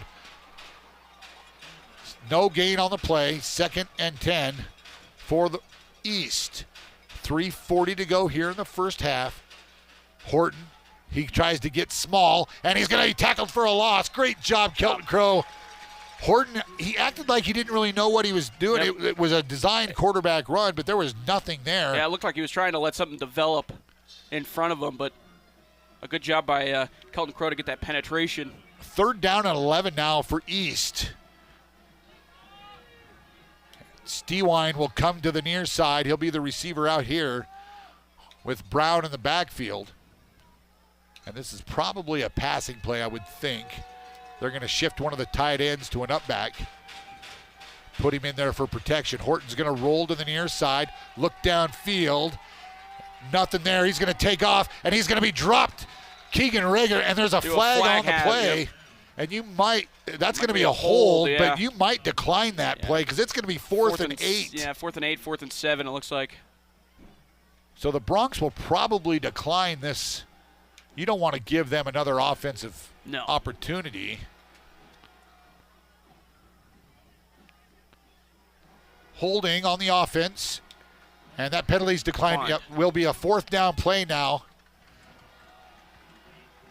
So the punt team will come on. Let's see. Again, you wouldn't think that East would fake one at this. Now on their 36-yard line, it looks like that'd be. But it's kind of in that weird territory. Stranger things have happened. Yeah. So 2:52 to go here in the first half. The Broncs pitching another shutout. As East has had it, this is their 3rd possession. They punted once, they turned it over on an interception, and they're going to have to punt this one away again. Stewine, and it's blocked. Beck Haswell, I think, got his big paw up there. Yep. It's going to be down. The Broncs are going to take over right about midfield. It might have been Blaine Phillips. So now let's 49 of East, it looks like, is where it ends up. So the Broncs will take possession at the East 49-yard line. So another special teams play for man. Actually, they're going to move the ball all the way back or up to the 42-yard line. So the Broncs will take over at the East 42-yard line. It'll be 1st down. With 2.5 minutes to go here in the first half, the Broncs are going to want to put some more points on the board here. The special teams play of the Broncs continues to be dynamic. Whether it's running the ball, running returns, blocking, everything on special teams has been good. Tackling. Gilbertson fires one downfield. It's overthrown. Yeah, just let it fly, and that one was way over the top of Carson Chase. Didn't really have a shot at getting that one up there.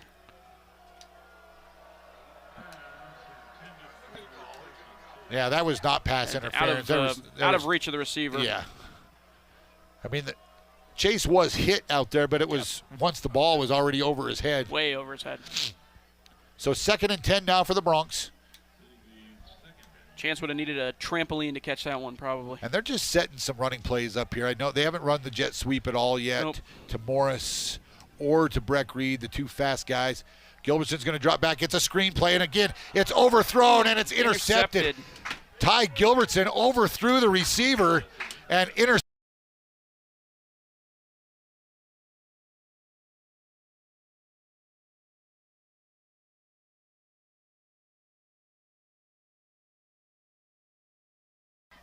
Bending, not breaking, right? Yep. At least so far. So now there's 2:21. The Broncs ran 9 seconds off. Yeah. Not what you would have wanted there, yeah. Because East is going to get the ball to start the 3rd quarter as well. So now the East offense comes back out on the field. Horton with Johnson right beside him. 4 receivers in the formation. Pacheco will go across the formation. And the pitch is out there to Johnson. And he's going to break a tackle. And he might, he's loose. He's to the 50. Haswell has him a bead on him, running him out of bounds inside Bronc territory. The Broncs had him stopped for a loss. Yep. They let him get away. Keyshawn Brown with some good moves to get away from those tacklers and find open space on the opposite side. 2:11 to go now in the half. 1st and 10 East at the Bronc 36-yard line. Horton, again, 4 receivers, drops straight back to the sideline, has a man. That's Salih. Salih breaks another tackle along the sideline. He'll be run out of bounds inside the 25. Another East first down. Bronx right now, on this drive at least, missing too many tackles in the open field. East able to get a couple chunk plays out of it. Actually, that was Zawada. Kanan Brown in the backfield. Stewine comes across the formation. 3 receivers now to the near side. The toss. They get a lot of blockers out there. But Johnson's run down. Fumbled, and the Bronx got it back. Keyshawn Brown fumbled the ball again. And I think it's Bronx Haswell. do have it, yep. Haswell comes up with it. Man. And Haswell's going to come over and ring the turnover bell here for the Bronx. There it is, Haswell. I think Kelton Cross, the one who punched that ball out, and Haswell right on there, on Johnny on the spot to fall on it. So back-to-back turnovers gives the ball back to the Bronx with 1:59 to go here in the half. Kind of a sloppy game so far. Both teams there's been 5 turnovers here in the first half. Gilbertson drops the snap, throws it downfield, has Breck Reed, just off his fingertips. Man, step. Boy, Breck he had a step on the defender. If he has half a step in front of that defender, that's a catch, and he's running towards the pylon. That defender was Rayshawn Johnson out there from his corner spot on the coverage, single coverage on Breck Reed. Yeah, and we've been seeing that the safeties for this East team have really been pressing up towards the linebacking to stop positions the run, to stop the run, And with the speed of Morris and Reed, they might be able to get one over the top.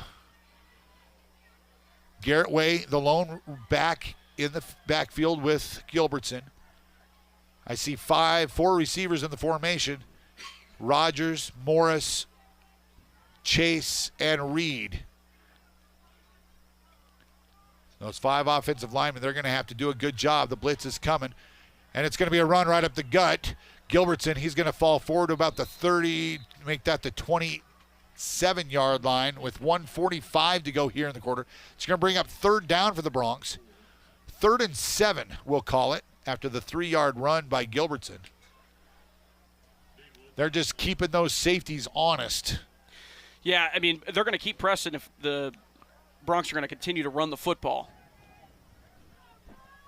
But even if you look at them right now. Yep. And now a screenplay. Wow. A little hook and ladder. That went nowhere. And that's a dangerous play behind the line of scrimmage like that. Boy. If that ball comes out and it's a bad pitch or something like that. And now Cheyenne East is going to call a timeout with 1:12 to go. They're going to get the ball back. Yep. So we'll take timeout as well. The Sheridan Bronx lead the East T-Birds 13-0 on the Range scoreboard. We're back with more football right after this. Is Wyoming Corporate Office your one-stop shop for everything you need for your Wyoming-based business, LLC, or corporation formulation? Yes. Service of process and mail forwarding services? Indeed. Fulfill the legal requirements for small businesses based in Wyoming? Absolutely. Wyoming Corporate Office provides the communication between your business and the state, so you don't have to. Learn more by visiting WyomingCorporateOffice.com today. This is Dr. Dana Leroy with Leroy Family Dental, and you're listening to Sheridan Media Sports.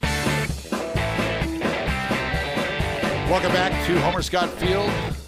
Bronc football here on 1410 KWYO, 106.9 FM. And if you're able to watch, the live stream at SheridanMedia.com, Steve Schreffler and the guys do a great job of bringing you all the live action. If you can't make it here to the field, be sure to tune in to SheridanMedia.com or go to YouTube and go to the Sheridan Media YouTube page. You can watch it there as well. 1:12 to go here in the first half. The Bronx are going to kick this ball away. It's Gilbertson, the punter. Actually, Breck Reed's going to punt this ball away this time. And it will be fielded. That's going to be the receiver, Aiden Ricardo, and he'll be tackled at about the 34-yard line. Good punt. I think it was Ryan Taylor, it looked like, on the tackle, I believe. Again, another good special teams play by the Bronx in coverage. So good special teams. And see, Both teams have 2 timeouts. Let's see what East does with the ball here. They've committed 3 turnovers here in the first half. The Broncs with 2. But the Broncs lead at 13-0 on the range scoreboard. They did miss a 21-yard field goal with 2:55 left in that first quarter, and then missed an extra point after the last touchdown here in the second quarter to lead this thing 13-0 over the East T-Birds. Horton with 3 receivers to the near side, 1 to the far side.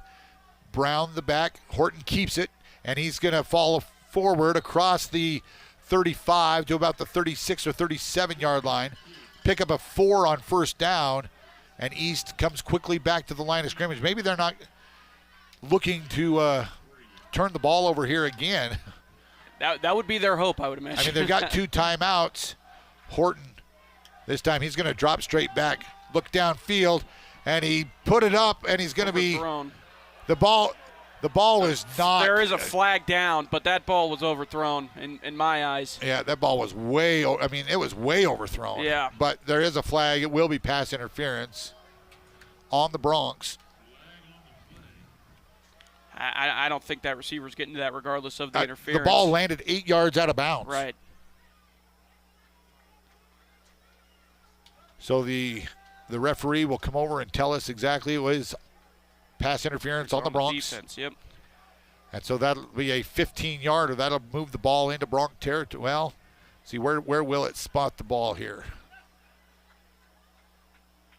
They were at the 37-yard line is where they were spotted, 37. And it looks like, they have it at the 39 right now. Are they still trying to walk it off maybe? Yeah, they're going to step it off. It looks like, yeah. So it'll be just into Bronc territory at the Bronc 48-yard line. So with 34 seconds, East has 2 timeouts. And Keyshawn Johnson will line up to the left side of Horton. Horton in the shotgun.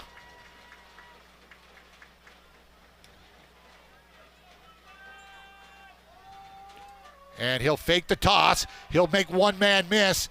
Not going to make another man miss, and he's run out of bounds after a short gain with 28 seconds left in the half. He was kind of dead to rights in that situation. It was a good job by him to get out of the way, to be able to juke those 2 defenders up front and get out of bounds. Coming up at halftime, James Timberlake will have the Powderhorn halftime show. He'll run down some of the scores coming in this first half. We did find out Bighorn was leading Newcastle 7-0 out at Bighorn High School. Some 4A scores coming in as well, but it's 2nd down and 7 for East. Bronc 46-yard line at the Bronc 30. But James, the Broncs have had some opportunities, couple turnovers, couple missed kicks. Yep. So leaving points off the board could easily be 17-0. Well, and on the opposite side, East turning the ball over 3 times. It's not been a fundamentally pretty game for either of these squads so far. Broncs also have a couple turnovers as well, a couple penalties that have cost them points. So not the prettiest game in the world, but you know what? 13-0 lead for the Broncs. They'll still take that. It's a little guy football night here as well. Yeah, little guy football. They will be having having some scrimmages out here on the turf at Homer Scott Field. So, but James will run down all the action going on around Sheridan County. We have some volleyball scores that came in. We've got some out after the timeout. DeWine, the lone receiver to the near side. The running back is Pacheco. They've got Johnson in the slot. You got to keep an eye on him every time because of his speed. They flare the ball out to Pacheco quickly, and it's going to be inbounds. Good open field tackle. Carson Chase with a great open Chase. Field tackle to keep the receiver inbound. So with 11 seconds left, East is going to take another timeout. James, again, the first half's been kind of sloppy. East will get the ball to start the second half, so they're wanting to try to put some points up here, right. See if they can at least get in field goal range, and then get the ball to start that second half. If you're the Broncs, you're preventing it. You're doing anything you can to prevent points here because East does get that ball back in, or at the start of the third quarter. So, yeah, as much as you can. If you can keep this kick as long as possible as well. big game going on at Campbell County is number 3 and number 4. Campbell County taking on Natrona County. The last update we got was with 9 minutes left in the first half. Gillette was leading Natrona County 3-0. Yep. And it looks like I got one here as well. 10-0 lead, actually, for the Camels now, with about 3:49 left to go in the first half in that one. And we also have a 35-0 Central lead over South. And that one's approaching halftime as well. So that's a battle of Cheyenne there. Yep. So both teams finishing their timeout. Again, coming up here at the half, James will have the Powderhorn halftime show.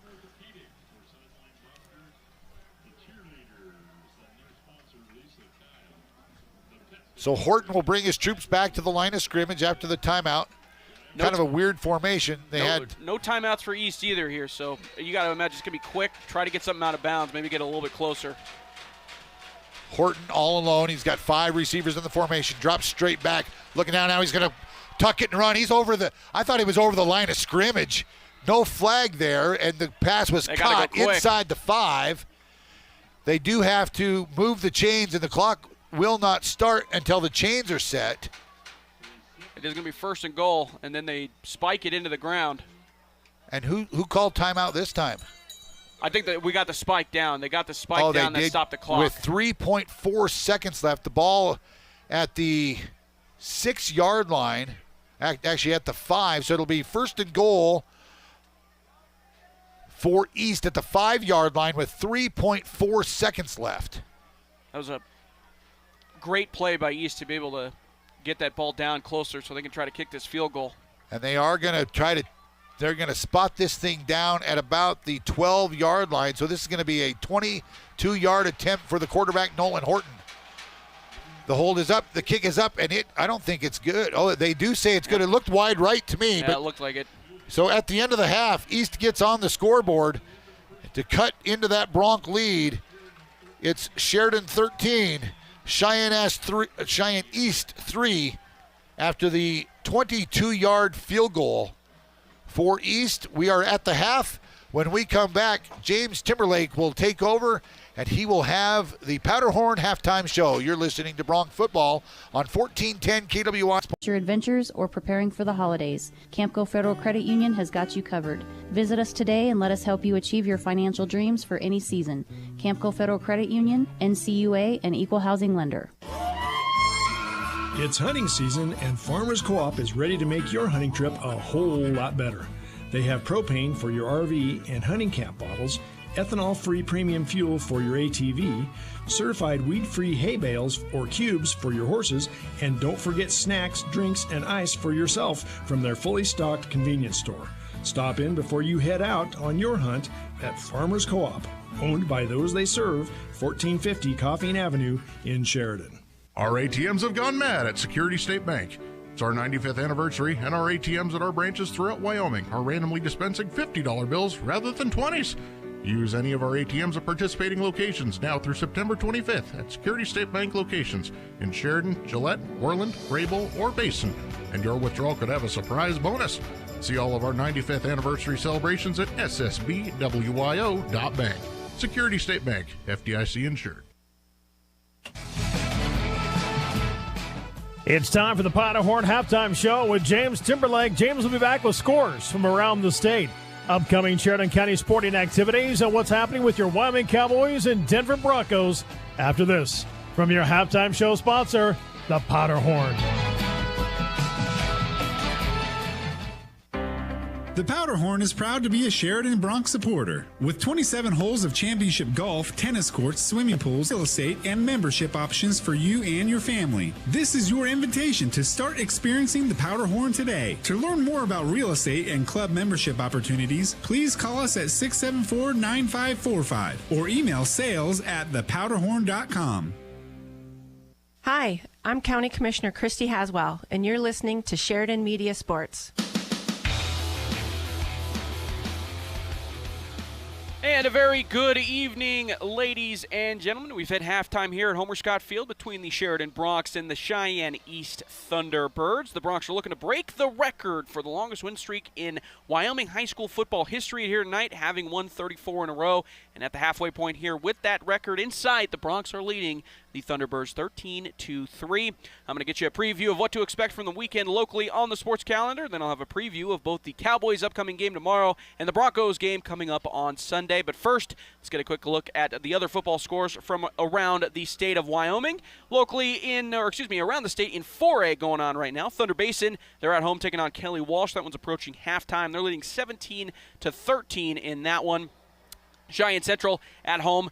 South made the short trip over to Central. It's a Cheyenne battle over there, but Central leading handily in that one 35-0 as that one's approaching halftime as well. Actually just hit halftime. Rock Springs leading 21-0 over Laramie right now. Rock Springs at home in that one. And Campbell County is on the road taking on Natrona County, and that one's pretty low scoring so far. Campbell County leading 10-0, and that was the late game for this slate, so it's still in the first quarter. 10-0 Campbell County lead on the road in Natrona. And locally in 2A action tonight, Bighorn is at home just down the road from us. They're leading 14-0 over Newcastle. That one's approaching halftime as well. And Tongue River at home as well, taking on Moorcroft. That one's approaching halftime as well. Tongue River leading 6-0 in that one. Those are the local football scores going on right now. Let's switch over to the upcoming weekend schedule, starting with volleyball. The Sheridan Lady Broncs and Bighorn Lady Rams are both competing in the Casper Invitational both today and tomorrow.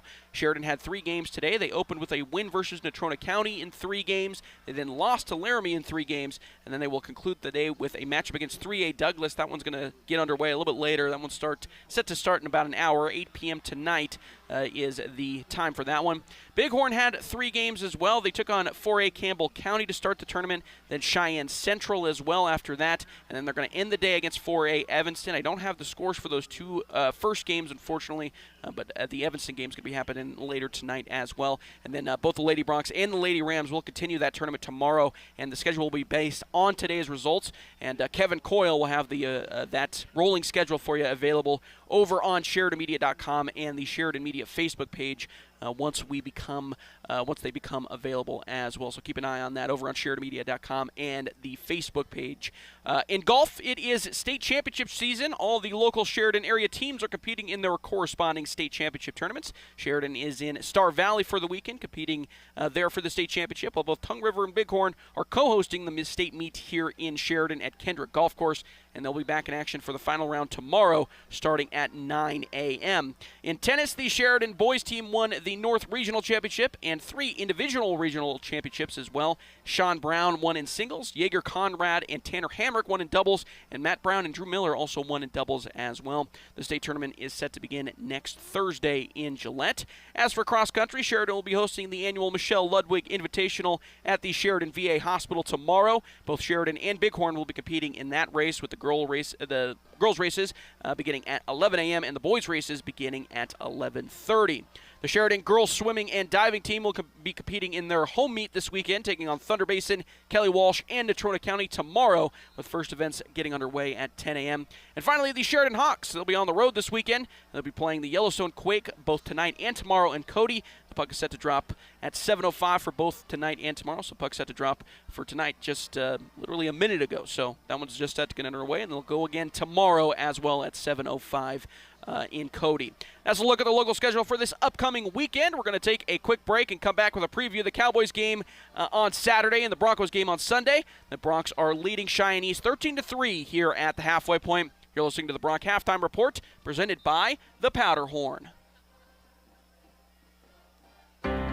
The Powderhorn is proud to be a Sheridan Bronc supporter. With 27 holes of championship golf, tennis courts, swimming pools, a fitness center, and many social activities, the Powderhorn Golf Community offers excellent real estate and membership options for you and your family. This is your invitation to start experiencing the Powderhorn today. To learn more about real estate and club membership opportunities, please call us at 674-9545 or email sales@thepowderhorn.com. Fall is just around the corner. Have you thought about the summer adventures you missed out on, like those memorable camping trips or relaxing lake days?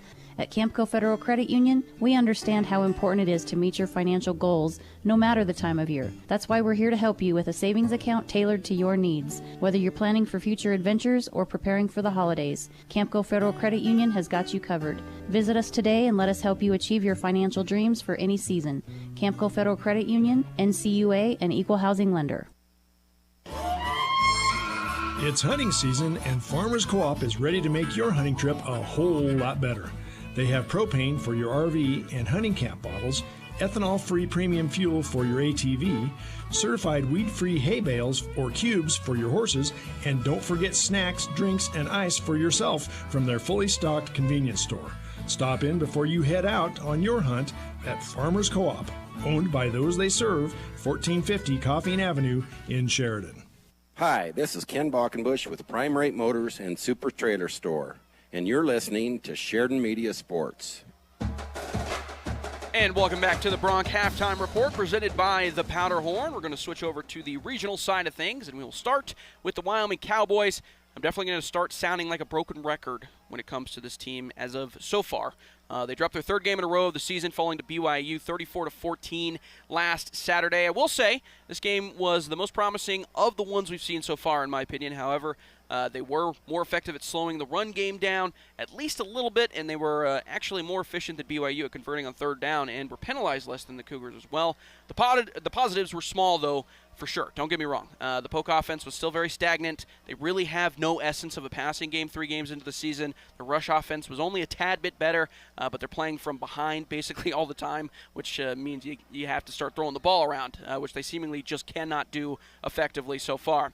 Yes, they were better at defending the run, but for the most part, their defense was still getting shredded, more so through the air this time, though, in this game, giving up over 8 yards per play on passes to BYU. Now, looking forward to possibly a more hopeful game for the Cowboys. They will be on the road taking on North Texas tomorrow evening. The Cowboys only have 2 non-conference games remaining, but this will be the last one before they get into conference play, and it will probably be the last shot they have at actually securing just at least one win on the non-conference schedule. They take on Washington State on the road at the very end of the year, which, to put it lightly, will not be a favorable matchup for the Pokes, at least as it stands right now. So, North Texas, what's the deal?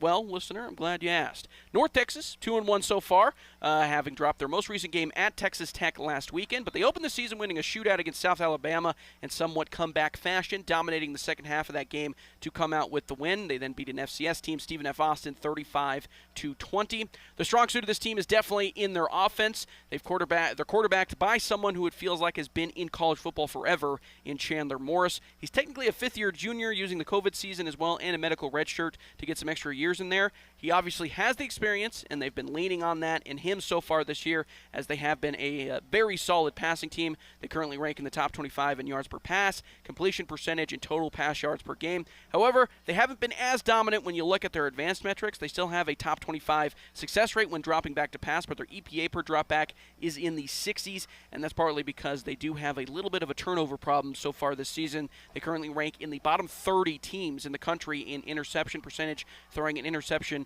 on just over 4% of their total passing attempts. The pass game is without a doubt the strongest part of their team. Their run game isn't terrible, but it is a steep drop-off compared to that passing game. Their defense is even worse. Honestly, they're kind of a mirror image of the Cowboys when it comes to their defense. They're a little bit better all the way around, but not by much. They struggle heavily defending the pass, and the rush defense is a tad bit better, but still not good in the grand scheme of college football. This will be the first meeting ever between these two schools, North Texas and Wyoming, and if the Cowboys want to walk away at least 1-0 in one area, they will need to force turnovers from Chandler Morris and then capitalize on the hopefully good field position that they get from those turnovers with points. And if they don't, then the Cowboys will definitely be looking down the barrel of a 0-4 to start the season for the first time since 2015. We'll have all the action live for you between the Cowboys and the Mean Green, one of the great nicknames in college football, on 1410 AM and 106.9 FM KWYO tomorrow afternoon, with pregame scheduled for 3:30 and kickoff set for 5. Now, as for the professional scene, let's take a look at the Denver Broncos. They are now 0-2 after falling to the Steelers 13-6. It was kind of everything you expected from that game. Classic example of a Steelers defense that is very comfortable running out of multiple different defensive formations. They were basically even in total plays across the board, playing in their base personnel, their nickel personnel, and their dime personnel. The thing that makes it hard to diagnose is, for one, you have one of the best pass rushers screaming off the edge in TJ Watt. He is always in the back of your head, but also when they line up in those personnel groups, they mix up the looks frequently. For example, they ran one play in the fourth quarter that had one single defensive lineman on the field. It was essentially a 1-4-6, but they had a bunch of outside linebackers and their inside linebackers lined up at the line of scrimmage, and they ended up rushing 4 guys, so in reality it was closer to being like a 4-1-6. But you don't really realize that as well, who is actually rushing closer until you snap the ball. And if you're holding onto the ball for longer than 2.5 seconds, at least in the NFL, you're probably not in good shape. You're probably in trouble. It's stuff like that the Steelers do so well and effectively time and time again that give rookie and younger quarterbacks trouble, and Bo Nix was no different this time around. I will give Nix this. He was a little bit better than in Week 1 against the Seahawks. He did have fewer opportunities in this game against the Steelers. He still leaned on the short game a lot, throwing 65% of his passes under 10 yards in the air, and he was less efficient on those passes than you'd like to see, completing 73% of the 23 attempts. That is on the lower side when it comes to short attempts. He struggled on those immediate throws of 10 to 19 yards again this week, just missing some passes that should have been made, and made one notably bad pass that led to an interception in the end zone in the third quarter. He completed one deep pass of 20-plus yards, but it came off of a reverse flea flicker, so I don't really know how much you can kind of take from that as far as his quarterbacking ability goes. There's basically one route running down the field that he just has to throw to or take a sack, essentially. All in all, though, it was a tiny improvement from Week 1, but it still wasn't great, and it's not screaming QB1 so far this season. This week, Bo Nix and the Broncos will face arguably their toughest matchup yet as they travel down to Tampa Bay to take on the Buccaneers. The Bucs will be another tough defensive test for this Broncos team. Maybe not on the same level as the Steelers, but still a very solid defensive unit. They're kind of the opposite of the Steelers in terms of how they get their pressure to the quarterback. They don't have a signature pass rusher like Watt to lean on in four-man rushes, so they tend to blitz more often, blitzing at a top 10 rate in the NFL so far this year. They're also getting to the quarterback a lot in terms of pressure with a top 12 pressure rate. However, those pressures have not resulted in very many sacks for the Bucs, as they are tied with the fewest in the NFL so far this season, with just 2 through 2 weeks so far this season. It's a weird outlier because there are only 7 teams with 30-plus pressures so far this year, and all have 5 or more sacks, except for the Buccaneers. Their secondary has kind of quietly also been very good this year. They're the only team left in the NFL that has yet to allow a single passing touchdown.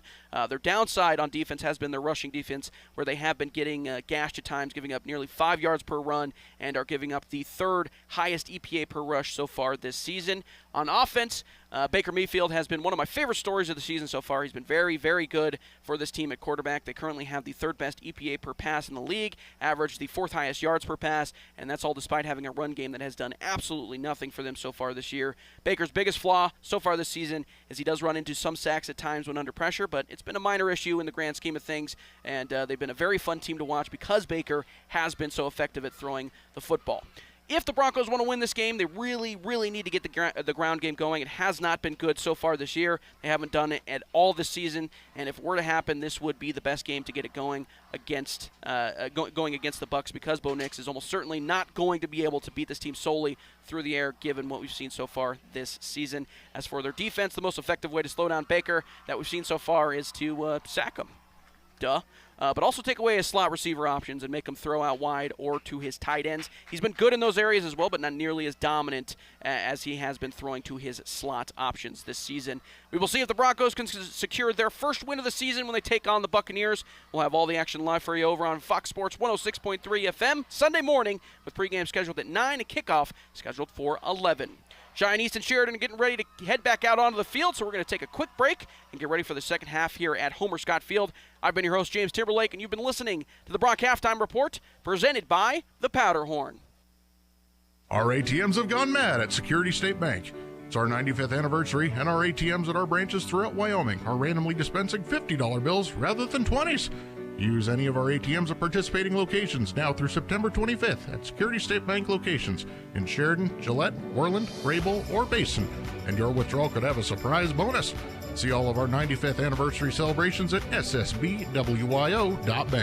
Security State Bank, FDIC insured. Whether you're starting a business, safeguarding your assets for future generations, or navigating the complexities of property transactions, McCool Law Firm LLC in Sheridan provides tailored solutions that ensure your success. McCool Law Firm understands that each case is unique, and it is committed to delivering personalized service that will exceed your expectations. McCool Law Firm, protecting your legacy, stepping up to bat for you. Find out more and schedule a consultation at McCoolLawFirmLLC.com or call 307-461-9240. Hello, this is Michelle Manival from the Sports Stop and Foot of the Bighorns, and you're listening to Sheridan Media Sports.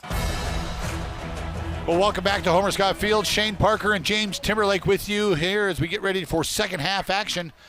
It's truly Friday Night Lights now, James. The lights are on here at Homer Scott Field, and the Bronc offense sputtered a little bit. I mean, they got things going. The defense forced some turnovers, got the ball back to the offense, but the offense gave it right back a couple times. I was going to say, they've given up a couple turnovers. They've had some bad time penalties as well that have cost them some points, and then special teams as well. Everybody I talked to downstairs at halftime said that pass interference call was questionable. Questionable at least. Outright questionable, yes. Yeah, yes. I mean, the ball was overthrown by 8 yards. Right. To put it nicely, it was questionable. So here we go. East will get the ball to start this second half. It will be Haswell teeing it up. Bronx leading 13-3 as East got that 22-yard field goal as time expired. And they will start here. A little bit of momentum going East's way on offense. Yeah, that was a big play for them to get down there and then be able to kick the field goal to get it within 10. Heading into half and getting the ball back. And Haswell, this is a short kick. Wow, what in the heck is going on? And the kickoff team does a good job of getting downfield, making the tackle at about the 29-yard line. But, man, that Beck has been putting those balls. And I don't know, maybe it's the strategy. Yeah, that's what I'm thinking. I'm wondering if they're wanting to try to kick it short just to prevent anybody in the back there to try to make a return. And so East will take over pretty good field position at their own 29-yard line. We'll see what the defense can do here. East, they ran the ball a lot in that first half, but with not a lot of success, the passing game was much more successful. Yeah, and Keyshawn Brown, I think they're going to want to see him really get more action on the offensive side. He's been their best playmaker as far as this offense has gone so far this season. Absolutely. So it will be 3 receivers to the near side, 1 to the far side. And Pacheco will go across the formation to the far side. Brown, the lone back. It will be a flare-out pass caught by Stewine across the 30 to about the 32-yard line. Actually, I think they're going to give him all the way to the 33. Yeah, about the 33-yard line, it looks like, is where they're lining up. So that'll be second down and about 6 for East. Quickly back to the line of scrimmage. They do not huddle. So Stewine with the catch. He came in with 5 catches on the year. I bet he's got about 3 already tonight. Yeah, by the end of this game, he might match that total. So Pacheco goes back across the formation. This time watch for Brown. Brown will get the handoff. The Bronx kind of stretch it out. Brown breaks a tackle. He's to midfield and dropped right at midfield. That's going to be an East first down for sure. Yeah, we had a cornerback over there and a safety that were basically saving a touchdown at that point. Subs coming in for Sheridan as Rudy Green checks into the game. Carson Chase is going to come out, and the Bronx are going to get caught with 11 men on the field. And a quick out pass to the outside receiver. There's going to be a penalty on the play because the Bronx get caught with too many men on the field. I don't see the actual flag. Oh, maybe they got away with it, maybe? They are talking to the referee. The coach is on East over there, but I didn't see an actual flag thrown. The pass was caught for 9 yards out on the outside on the far side. The referee is over talking to the East sideline. I mean, we noticed it as well. I think it was Carson Chase that was coming off there. And too many men on the field on the defense. Now we're going to get the call, Penalty's going to be declined. It will be second down. So they're going to take the play. And it'll be 2nd and 1. East has moved the ball inside Bronc territory here. mixing it up. Johnson goes to the left side. They're going to bring Pacheco back across the formation. He'll get set. Fake to give, and it's Horton, and Horton's buried. That's a loss of 1 or 2. Ryan Taylor came up from his safety spot. I think he was the first guy there. Yeah, that was, I think, a mistake read there by that quarterback, Nolan Horton. I think if he hands that off to Keyshawn Brown, he gets at least a couple yards. So 3rd and 2 now for Horton and his offense. Horton has 3 receivers in the formation. Stewine's going to come across to the far side. And now Brown shifts to the near side. And the give is to Brown, and he's going to be dropped Ball and out. A fumble, and it's picked up by the Broncs, and the Broncs are going to have it in East Territory at 48-yard line. Who picked it up? I think it's Garrett Way who picked up the fumble. That's 2 now on Keyshawn Brown. And 2 that's fumbles. 4 turnovers. And Harvey Freiberg comes over to ring the turnover bell. So the Broncs get it back. The defense keeps getting the offense the ball back for them. And Keyshawn has put the ball on the ground a couple times tonight for the T-Birds. He had one in the opening kickoff and then right there as well. I think that's the 3rd fumble because he fumbled it over here. He got it punched out by Brett Reed or by Kelton Crow, and it was picked up by Haswell. So he's fumbled 3 times tonight. High snap given to Way. The timing's off, but Way fights forward right to midfield. It'll be a gain of maybe 1 on the play. Boy, the high snap just throws the timing off on those plays. Yeah, if you're Gilby there and you have to make that read and get a high snap, you're doing it a lot quicker if you're having to deal with that high snap. And most of the time you're just handing that off regardless of what the read is. So it looks like they're going to give him about 1.5 yards. They'll call it 2nd down and a long 8 from right at midfield.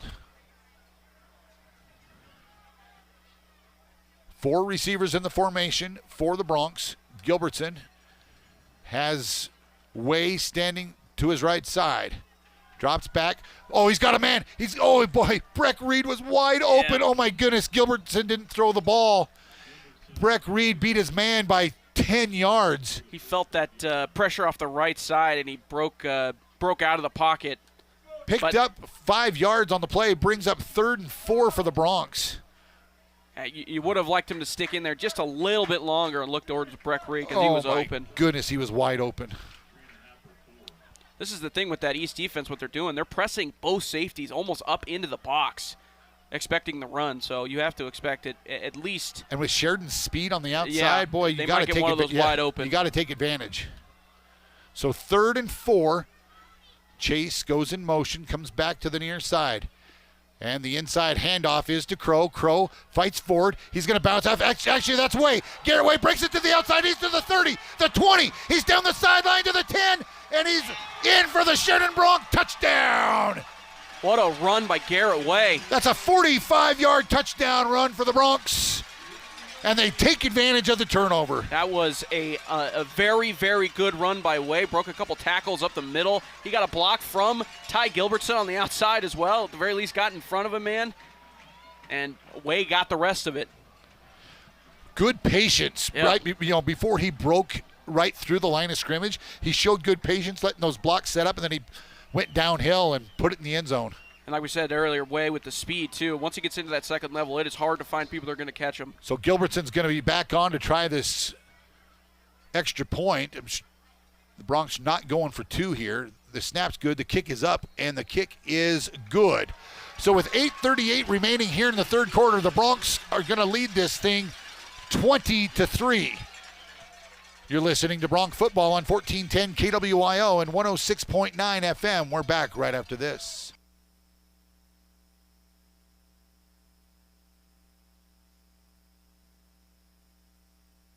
September, a month of travel. Whether for school events, business, or just a fall drive, look no further than Waring Sheridan Chevrolet, Doug Wooden. Waring Chevrolet continues to receive an influx of the latest and greatest Chevrolet models. We just received 3 brand new Tahoes. Plus, we have a great selection of rugged Silverados, the roomy Suburban, everything in between. Like the versatile Traverse, the bold Trailblazer. We have them all. With the large new inventory, now's the time to make your move. Experience the Waring way of vehicle buying, WaringSheridan.com. I'm Doug Hockett with Stiefel Investments, and you're listening to Sheridan Media Sports. Welcome back to Homer Scott Field. Shane Parker, James Timberlake with you tonight as the Broncs just extended that halftime lead to 20-3 now as we're now 8:38 left in the third quarter. And James, the Broncs finally took full advantage of one of the East turnovers. Keyshawn Brown with his third turnover of the night gave the ball back to the Broncs just about midfield. Right. And a couple plays later, Garrett Wade takes it 45 yards to the house. Turnovers have been the key of this game so far. And the Bronx special teams, they actually blocked a punt, too, that set him up in good field position. This time, Reed, he's going to – actually, that's Haswell. He'll kick it. It's going to be Stewine from the 5. He breaks contain. He's out across the 30, has a blocker to the outside and tackled – at the inside Bronc territory. Big return for East. And that's why they have stopped to not trying to do that, obviously. Kanan Zawada with the big return, clear into Bronc territory. So the Bronc defense is going to have to pick things up again here. And I think the reason they ended up kicking at that time to the deep spot is because Keyshawn Brown was actually not out there on that return. And it ends up hurting them. Not a breath of wind blowing right now. Those flags are hanging straight down the flagpole, so Haswell not able to put it in the end zone. Good tackle by Gilby as well, Ty Gilbertson to get all the way over, get off a block and make that tackle. So this time it's going to be Pacheco in the backfield. Brown's going to be the receiver on the far side of the field. They're going to take him out of the backfield for this first play of this series. And the give is to Pacheco, and he'll dive into the line of scrimmage. Hat on the ball. The ball is secured by Pacheco, but a gain of maybe 1.5 yards on first down. They're going to give him 1 yard.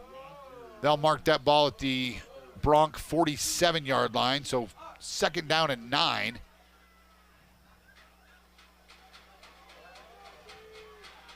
It looks like they're. I'm looking for number 2. He is not. Yeah, he's not on the field for this play.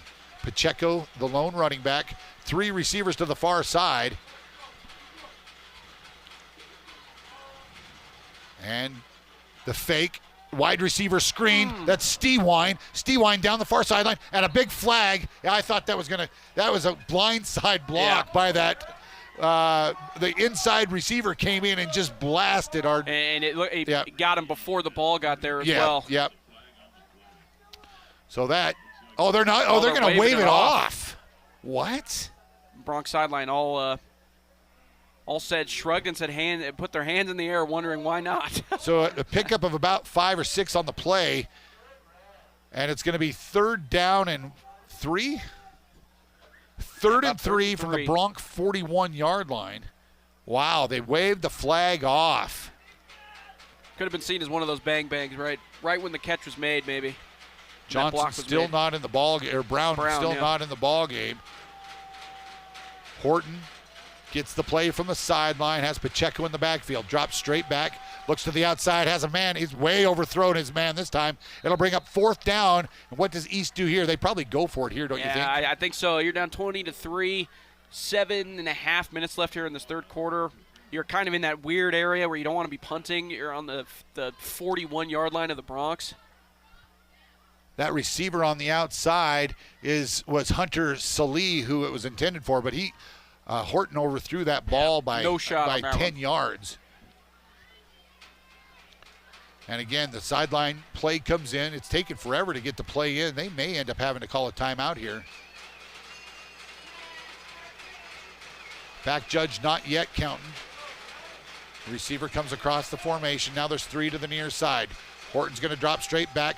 Wide receiver screens wide, and it turns the ball over on downs, gives it back to the Bronx. Horton knew it right when he threw it, too. So really, 3 plays and out for the offense after the big punt return. Yeah. Or the kickoff return, I should say. And it gives the ball right back to the Broncs. Yeah, and it was largely they didn't gain very much yardage there either, apart from the little screen pass.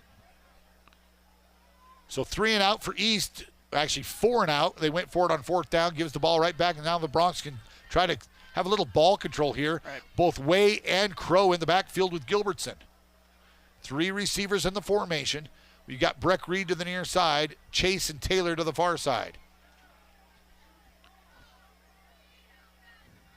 Gilbertson, he'll drop straight back, looks downfield, he's got Breck Reed wide open. He finds him at the 20, and Breck Reed's going to take it in for the Sheridan Bronc. Touchdown! 59 yards, and the Broncs are in the end zone once again. That's exactly what we were talking about before. Those safeties were pressed up. That even looked almost like a 3-4 bear formation where they had one safety at the top but a whole bunch of guys at the line of scrimmage, and they had that streak route going down the sideline, and it was wide open for Gilby. A good pass, too, by Gilbertson, and Breck Reed did the rest. Oh, it hit him exactly in stride. He had 5 yards on that easy. defender. Right. And we had talked about it the play before when he didn't throw the ball to Reed. He ran the ball right up the middle on the last series because Breck had his man beat that time too. Yep. And boy, Breck is fast. Gilby on for the extra point. The Broncs trying to extend this lead. Snap's good. The hold's good. The kick is up. And the kick is good. So with 7:26 remaining here in the third quarter, the Broncs, they've put it big. 27-3, the lead over Cheyenne East. You're listening to Bronc Football on 1410 KWYO, 106.9 FM, and streaming live at SheridanMedia.com. Mossholders Design Center proudly supports our young student athletes in Sheridan County. Being a member of a successful team takes determination, a strong work ethic, and great leadership. It's those qualities that have defined Mossholders over the last 115 years in Sheridan. We're proud of the Mossholders legacy, and we're proud of our local athletes and coaches. Let the talented and hardworking staff at Mossholders help you with your next furniture purchase or design project. Mossholders wishes each and every team the best of luck this season. Go Broncs and Lady Broncs. Hi, this is Brent Wolf with Sheridan Motors, and you're listening to Sheridan Media Sports. Welcome back to Homer Scott Field. Shane Parker, James Timberlake with you tonight as the Broncs. James, not yet. They are going for their 35th consecutive win, which dates back to September. Well, the first week of October of 2021. Their last loss was to Cheyenne East back September 24th of 2021, and it was to this very same Cheyenne East team. But the Broncs they're at home. They lead this thing 27-3. They have the 7th longest winning streak in the United States in high school football, and actually the longest west of Nebraska. Kickoff goes to the 10. The pitch is taken by that receiver out there, Zawada. He is the guy who got the pitch. And they pushes the ball up to about the 16-yard line before the Broncs pushing back. So good coverage by the Bronc kickoff team. And East will start at their own 16-yard line. Much more sound coverage this time around. Well, this Bronc defense been great tonight. They've been outstanding. The offense has put them in a couple tough positions by turning the ball over. But besides the one drive at the end of the first half, the Broncs defense has been very stingy. They've given up a couple of big plays, but responded with turnovers as well, forcing turnovers. So Horton has 4 receivers in the formation. They're going to bring Pacheco across that formation. I think Brown is back alongside Horton. Yep. They fake the give. Now Horton's going to follow. He turns around in the backfield. He's going to be buried. That's a big loss. All the way back. Now they're going to call a flag. Oh, my goodness. They're going to get a roughing the passer. Yeah. He's a runner at that point. I'm thinking it's a face mask, possibly, but we'll see what the call is here.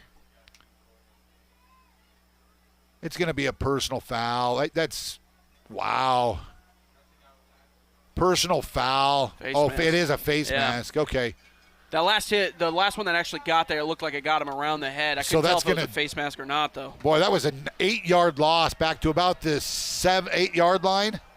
And again, the only negative we can take so far from this Broncs team tonight has been these situations where they've given themselves penalties that have kind of shot themselves in the foot, and then a couple turnovers early in the game.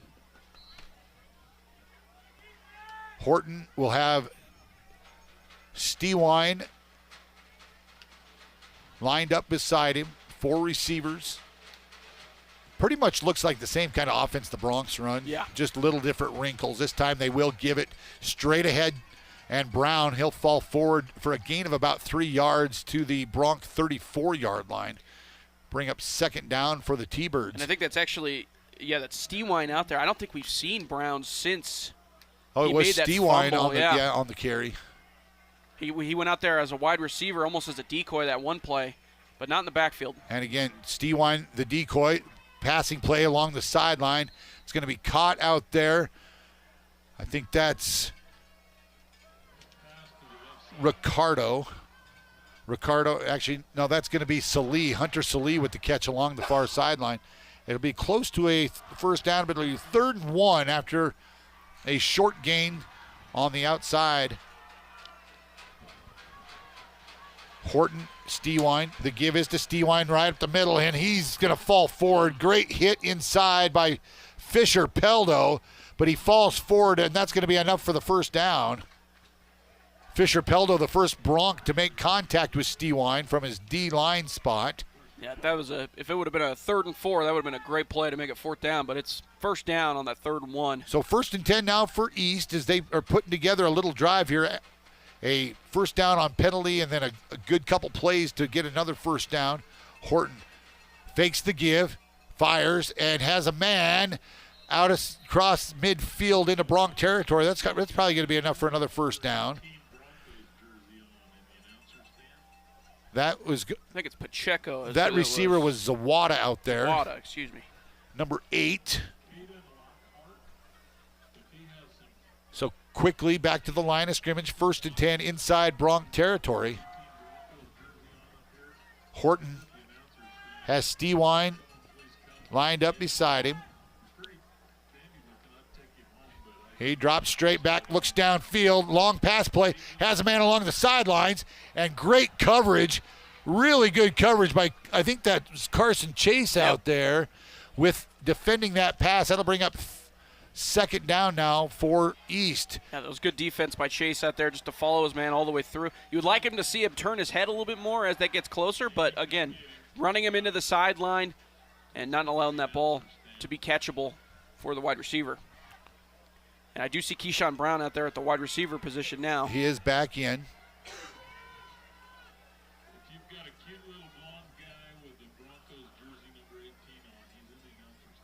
So it'll be Horton with Pacheco lined up beside him. And they're going to put Stewine in. And the jet sweep is to Stewine. He'll break a tackle at the 40, fall forward to about the 37th yard line. It's going to bring up a 3rd down play for East. And honestly, I would say if you're East, just keep riding Stewine. He's been the most consistent production you've gotten so far from that position without the turnovers, obviously. He had 12 carries coming into the ballgame. I bet he's got half that many tonight. Yeah, easily. Now it'll be Pacheco in the backfield. 3rd and 1 with 5:48 to go here in the 3rd. Horton. And he'll fake the give and the pass outside. It's been enough for a first down, just barely to the Bronc 34-yard line. A pickup of 2 outside. Stewine made the catch outside. And that'll set up another East first down. And East driving pretty well here so far on this drive. Started way back on their 16. Has Pacheco in the backfield, 2 receivers to that short side on the East sideline. 1 receiver way outside to the near side. Couple tight ends in the ballgame as well. The play slowly coming in from the sideline. Horton, the give. Straight ahead to Pacheco, and he'll get about a yard. Good job by that D-line. Yeah, getting early penetration up the middle from that D-line of the Broncs. Stopping that run in its track. That was Pacheco that time. Haswell and Rager on the tackle. No gain, they're going to say. 2nd down and 10. Zawada and Stewine, the receivers, out to the far side. The no-huddle offense, too. Solee is the tight end. Under 5 minutes to go here in the third. And Ricardo split out to the wide. Horton drops straight back. The catch is going to be... Oh, man. Oh, my good. Oh, wow, great tackle by...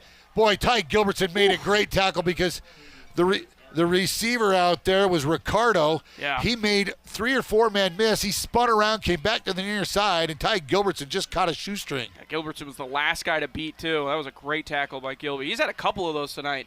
3rd and 7 for East. They're quickly back to the line of scrimmage. Boy, the Bronc defense, they do bend a little bit, but they normally don't break. Right, and again, it's the turnover stuff as well has helped them tremendously in this game. Horton again, he'll drop back, fake it, has a reception out there, but it's going to be short. The receiver getting off the bottom of the pile is Kanan Zawada. It's going to bring up 4th down. It's going to be 4th and 7 for East at the 31-yard line. We've seen a lot of those plays from East in this game, in those wide receiver screens. That was back-to-back, just on the other side of the field this time. So the Bronc defense, they're taught to read their keys, and boy, Coach Marshall McEwen, the defensive coordinator, they do a great job of coaching these guys up and putting them in the right spots. So 4th down and 7 from the Bronc 31. And Horton, 3 receivers to the near side. The ball's on the ground.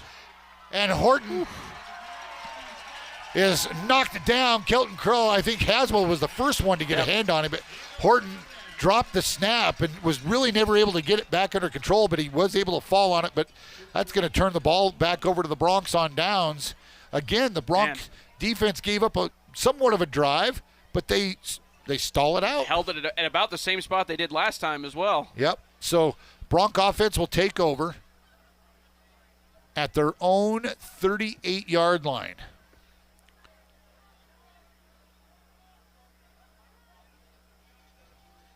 And this time I think it's Blaine Phillips running the quarterback spot, and he'll be pushed out of bounds across the 40 to about the 42-yard line. So a pickup of 4 yards on 1st down. That was Blaine Phillips out there at the quarterback position. They're basically running a wildcat, essentially. So he is the backup quarterback. Maybe Ty needed to tie his shoe or something might have happened on defense where he had to maybe get a quick break. So Blaine Phillips, the backup quarterback, was in there for that 1st down play. Picked up 4 yards. You'll take it. 2nd down and 6 for the Broncs. 3 minutes to go here in the 3rd. Much slower quarter this time around. Broncs leading 27-3 on the range scoreboard. They broke this open with 2 big touchdowns here in the 3rd. The give to Way. Way going to have his ankles grabbed after maybe a yard. About a yard gain up to about the 44-yard line. We'll give him 2 on the play. It'll bring up 3rd and 5. So he'll be back out there now, by the way. He was there on that last play as well. So Chance Morris comes back in. He'll be the receiver to the near side. Way, Rager, and Crow in the backfield. This is kind of that wildcat where you have a deep back. And the fake. Gilbertson has a man. It's going to be Rogers, I do believe. No, that's Ryan Taylor. Ryan Taylor with the big catch into East territory, out across midfield down to the East 47-yard line. That'll move the sticks. That was a good play call, play action out of that full house pistol formation, and you get the boot. Yeah, they rolled Ty to the far side. You have 2 crossing routes that you can kind of choose from there if you're Gilbertson. And he found Ryan Taylor standing all alone for the 1st down. 2 minutes now remaining here in the 3rd, and the Bronc offense back in East territory. That offensive line continues to do their job. This time they're going to put a man in motion. And the give straight ahead to Crow. Crow, he'll jump across the 45, be pushed by the pile down to about the East 40, maybe just outside the 40-yard line.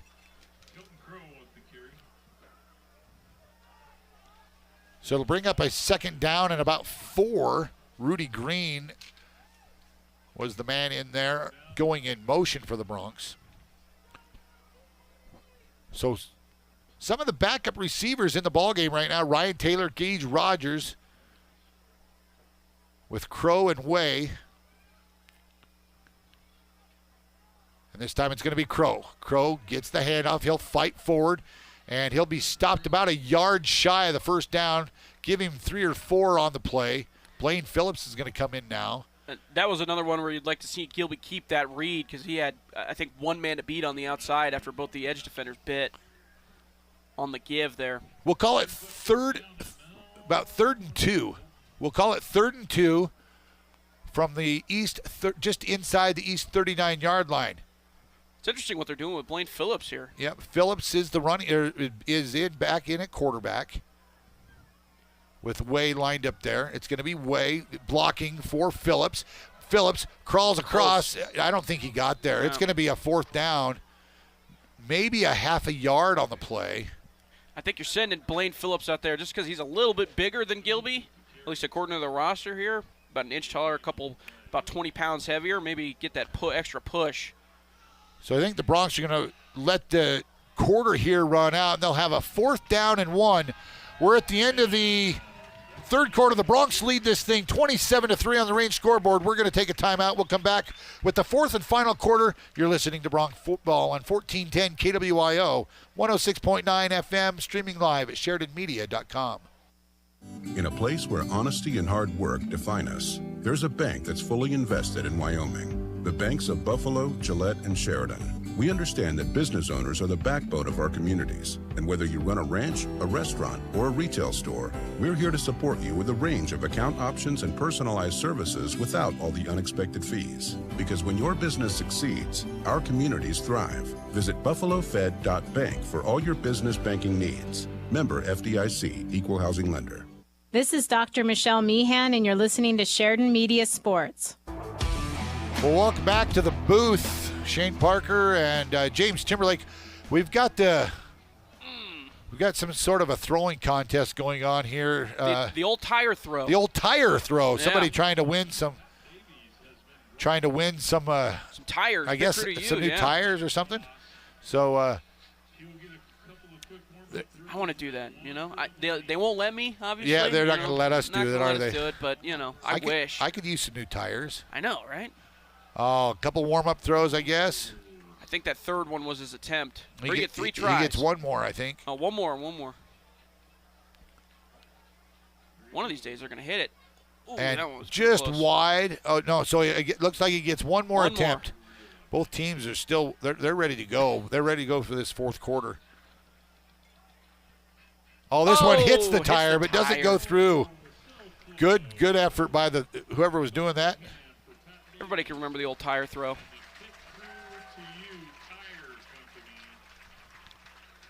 So we are headed to the 4th quarter. The Broncs leading this thing 27-3 on the Range scoreboard.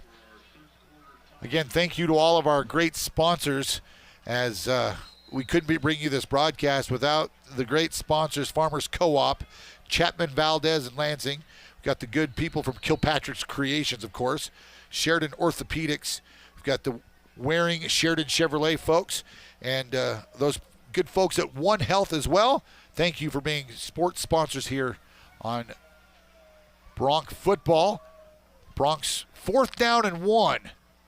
We are in the Wildcat formation. It looks like, is that Crow? Crow's going to take the direct snap, and he's going to have enough, and he breaks through. He's to the 25, the 20, pushing through, stays on his feet inside the 10, and he rumbles to the 8-yard line.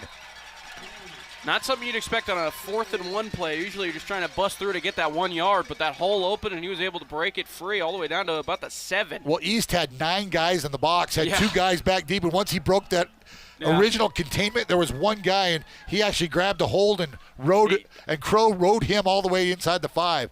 Again, Crow, and he's going to walk right in for the Bronc touchdown. 7 yards out, and the Broncs are cruising. Man.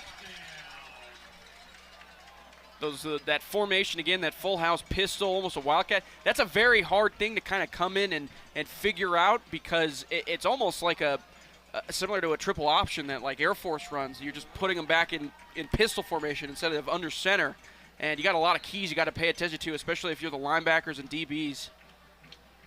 Yeah, the Broncs, they just quickly got to the line of scrimmage, didn't really wait, and just Crow took the direct snap again. And we've seen that the last couple of years with Kuhn and with Steele. Now we've got a Crow doing it. Snap, the kick is up, and the kick is right down the middle.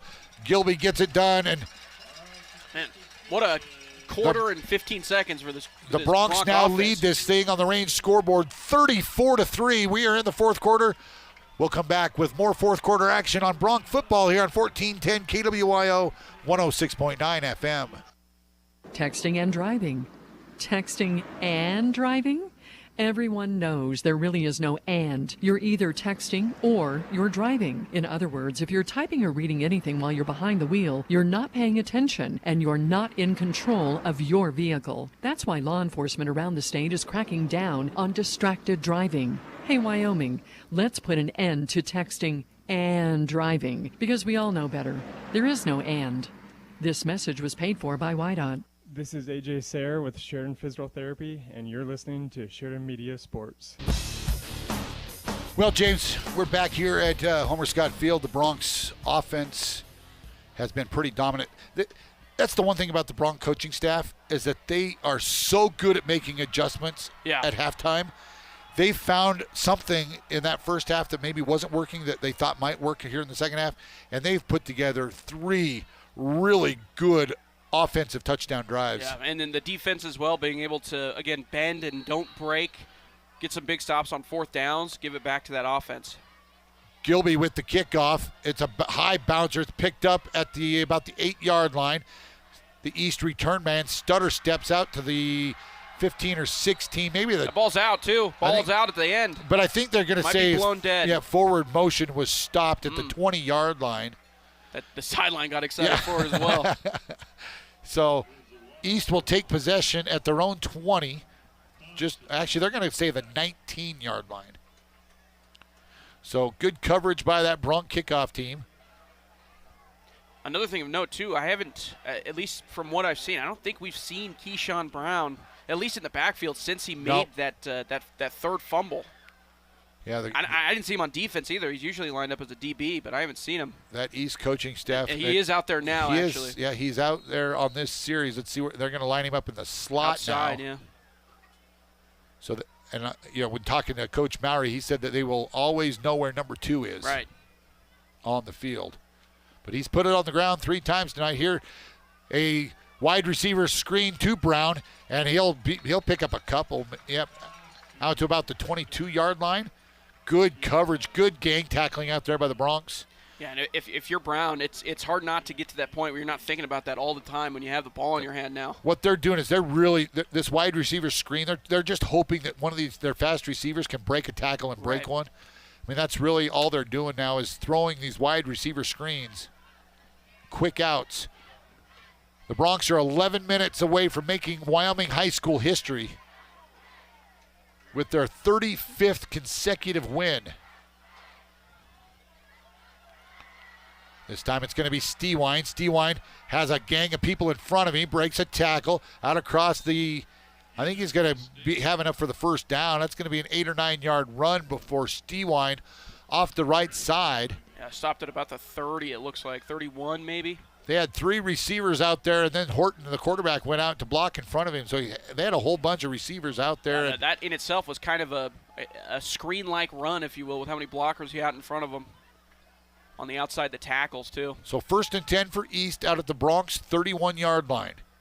Horton in the pistol with 3 receivers to formation, the near side, and Brown will go across the formation.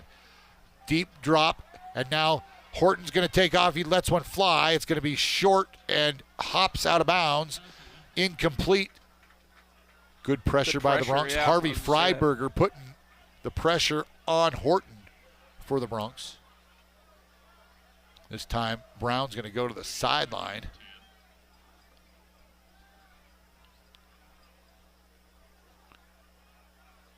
So the receiver, I think that's Salih. Salih, yeah. Salih comes, he'll line up he'll be like almost in a fullback spot. Now they'll put him in motion, and he'll be the tight end on the far side. Horton, the give to Stewine. Stewine, he'll run away from Garrett Way, but rushed out of bounds after a couple-yard gain. Yeah, that's that run they're doing on the outside tackles there has been the most successful rush they've been getting in these last few minutes.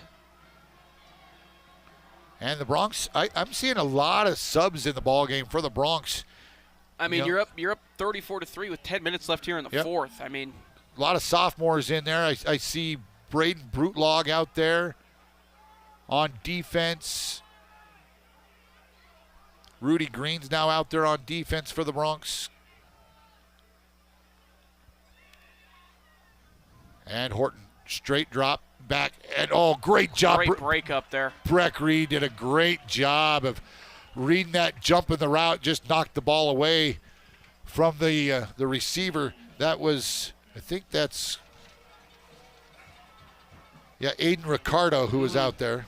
It was a curl route, and right when Reed saw it, he broke towards the curl and knocked that ball away. That was a great job. And that'll bring up fourth down for East, and they're going to bring the punt team out.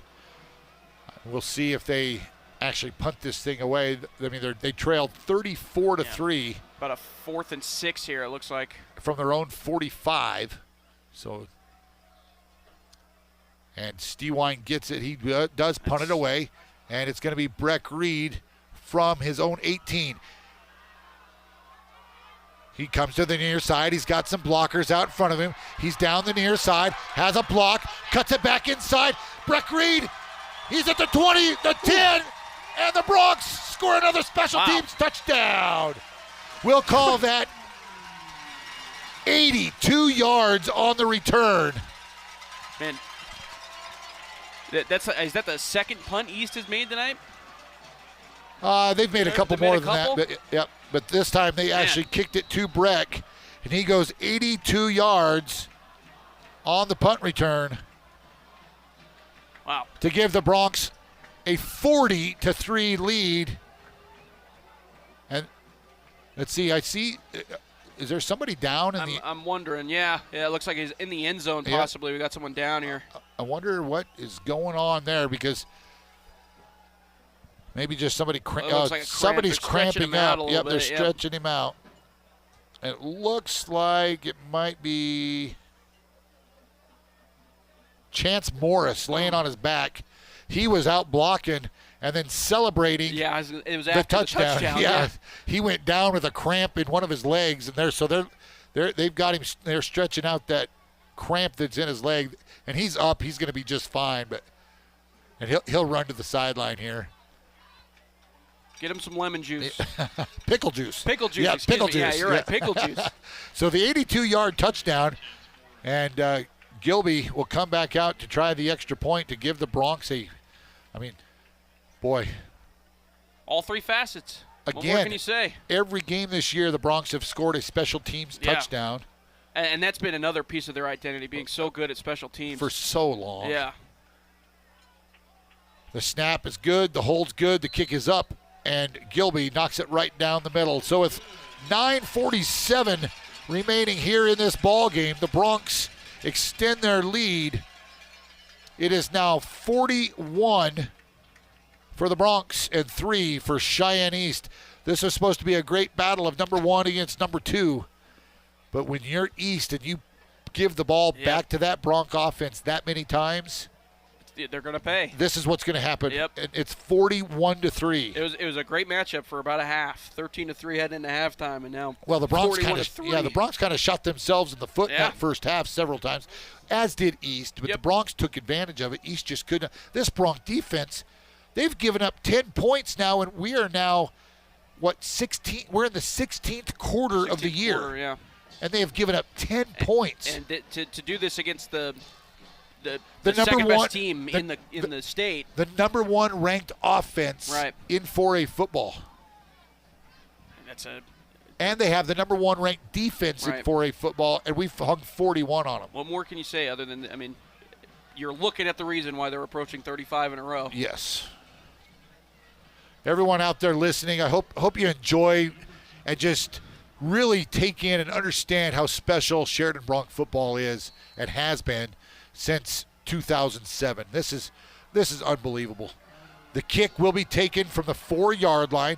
The toss is out there up the far sideline, taken by Ricardo. Looks like he's about the 18, it looks like, is where they're going to spot So him. Ricardo, 17, maybe? Kanan Zawada tossed the ball to Aiden Ricardo on the reverse, and he ran up the far sideline and knocked out of bounds at about the 17-yard line, I think, is where they'll spot this thing. So, again, good coverage by the Bronc kickoff team. And now we're seeing a lot of backups in the ball game. Sub time, yeah. Yep.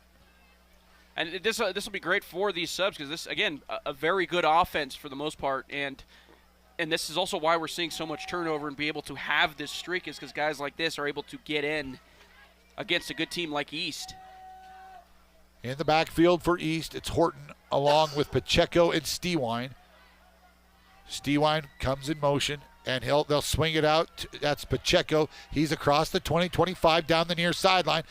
Stays inbounds as Ryan Taylor trips him up at about the 35 and falls forward to the 37. Big gain on first down for East. They just swung that little the running back out of the backfield and actually threw a backwards pass. Yeah, a little halfback swing pass. Yep. With the wide receivers out blocking as well. So the clock will run with 9:33 left here in the final quarter. And the give straight ahead, Pacheco. Pacheco, he'll fall across the 40, be pushed out across the 45 to about the 46-yard line of the Bronx. That's a 9-yard gain on first down. And the clock will run. And it's been a mix of Pacheco and Stewine ever since Keyshawn Brown had that third fumble early in the third quarter, at least out of the backfield. And it's kind of neutralized what East has done, all those turnovers tonight. Well, and also Nolan Horton, the quarterback, has missed a couple of deep throws, and they just have not been willing to do it since then.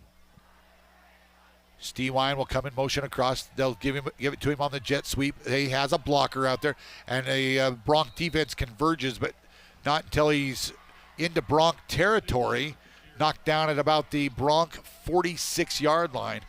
Stewine's been their best player on the field tonight. Absolutely, 100%. Especially on the offensive side, at the very least, being able to break off those bigger runs, those chunk yardage runs. 5'10", 175-pound senior. They have him listed as a quarterback, but they use him all over the place. They use him in the run game. They use him in the receiving game. Swiss Army knife, if you will. So Horton, again, low snap. Now it's Johnson. Johnson drops the wide open pass. I believe that was Brown, actually. Oh, yeah, that is Brown. Keyshawn, He's back in the ball game and still can't hang on to the ball. Yeah, that throw was a little high as well. It wasn't a great snap either for Horton to have to hold on to, and then threw it high, trying to overcorrect. So 2nd and 10, and Keyshawn Brown has been by far their best athlete on the field so far this year, but tonight he's put it on the ground, and they have taken him out of the backfield and put him strictly at receiver at this point. Yeah, they're giving him the open space at receiver, but not putting him in the backfield. Horton will give it to Stewine on the jet sweep. Those young Bronc defenders chase him. He's down the near sideline and run out of bounds at about the 25-yard line. Actually, they're going to say he stepped out of bounds earlier, about the 30, so will be enough for an East first down. That was a pretty good hit by Ryan Taylor there as well.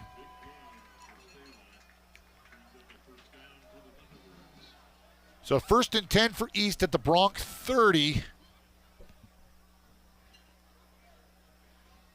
And we'll see the Bronc youngsters are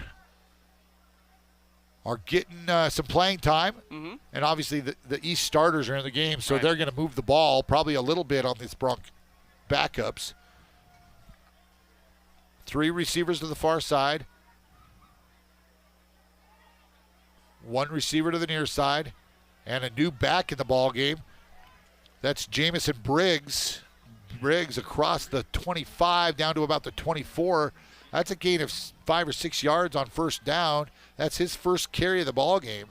And the Bronc defense is, with the newer guys in there, getting gashed a little bit, but this is also part of the reason why we're able to have this 35-game win streak, is to be able to get those new guys in there and experience. Absolutely.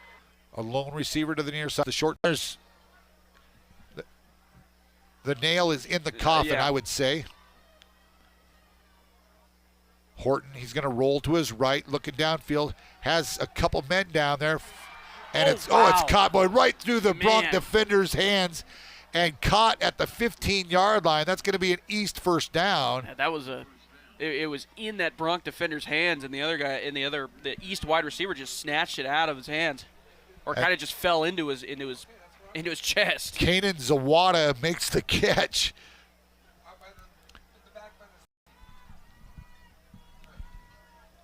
Horton brings his T-Bird, and now he'll flare it out to the outside. That's caught. It's going to be an East.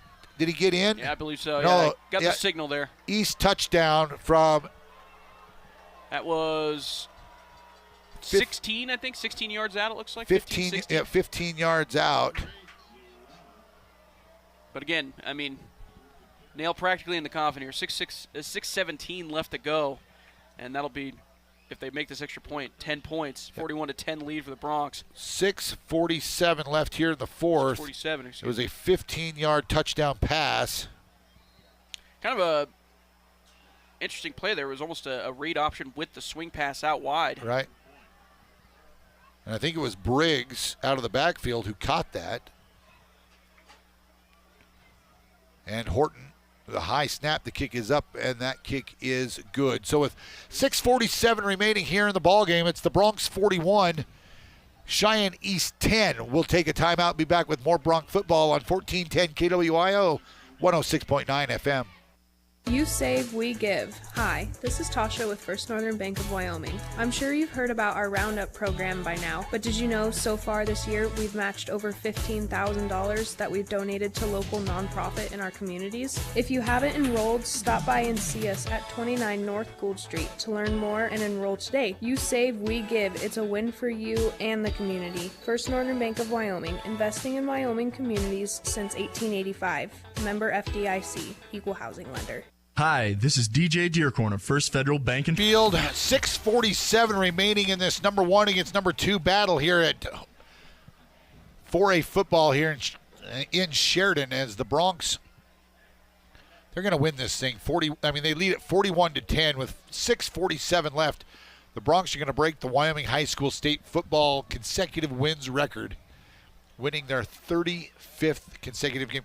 And when the schedule came out, everyone thought, the Broncs, they had 31 wins coming in, 31 consecutive wins. They were going to have to win 4, but you were going to have to play Thunder Basin, Natrona, and Cheyenne East in back-to-back weeks. Yeah.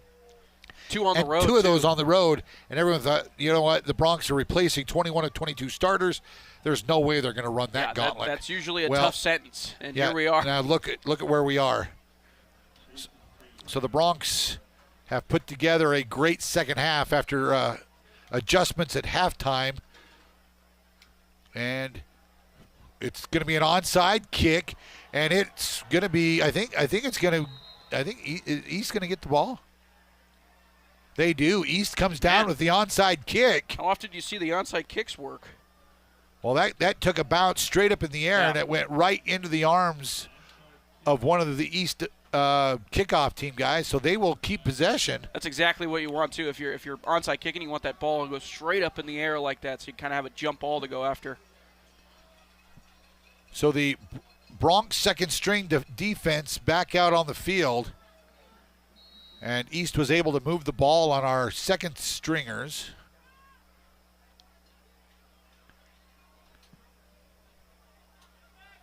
And East, I don't know, did they call a timeout? I don't know. I can't tell. They are still huddled up on their sideline. Now, here they come now. Both teams still have all 3 timeouts. Brown will line up at the end of the line of scrimmage, 2 receivers to the near side. And the fake, Horton's going to keep it. Actually, that is not Horton. That's going to be Zawada, I do believe. He took the Wildcat, Kanan Zawada, and he'll pick up a big gain all the way down to the Bronc 22-yard line. So East with the young Bronc defenders, they're gonna try to get back into this game a little bit.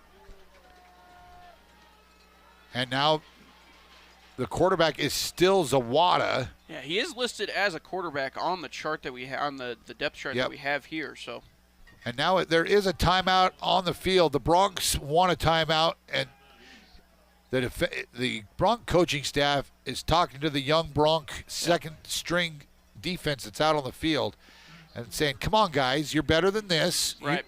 You go against our top guys all practice long." Just what's the famous Bill Belichick phrase? Just do your job. Do your job. Just do your job.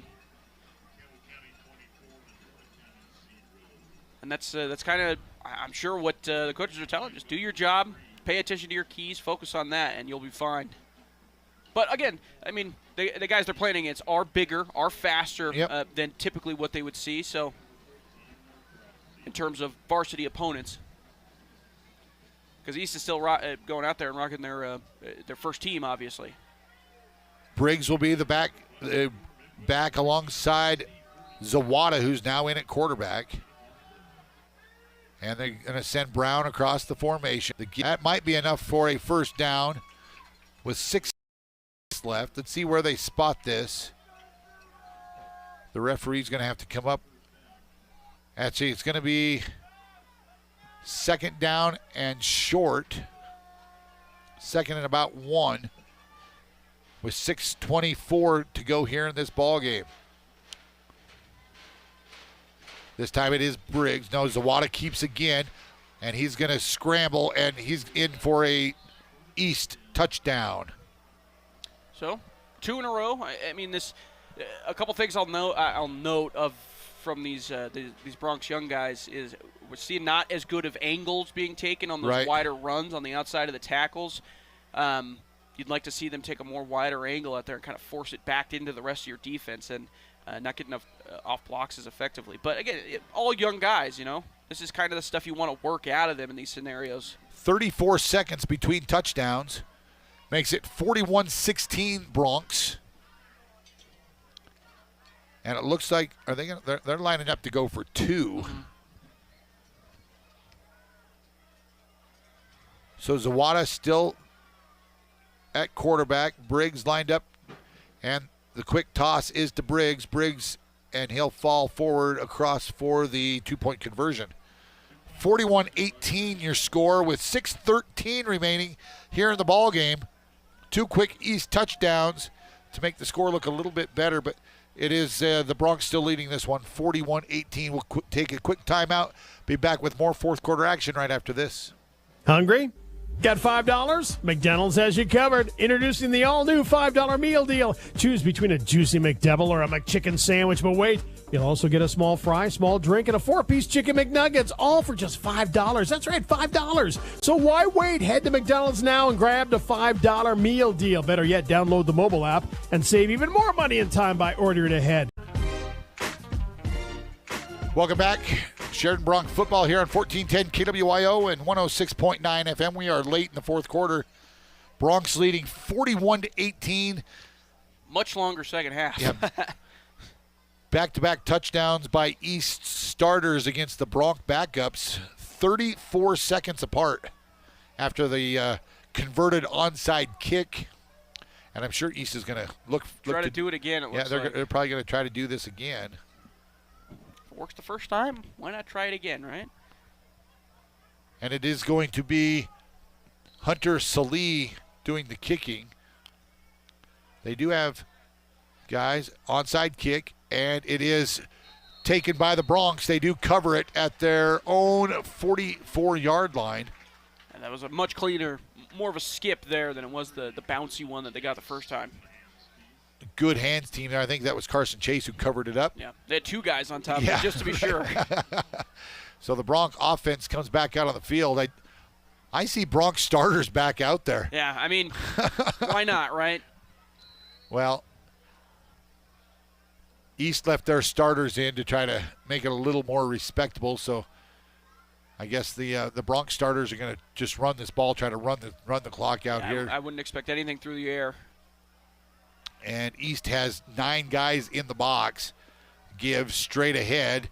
That's going to be, I think that's Garrett Way with the carry.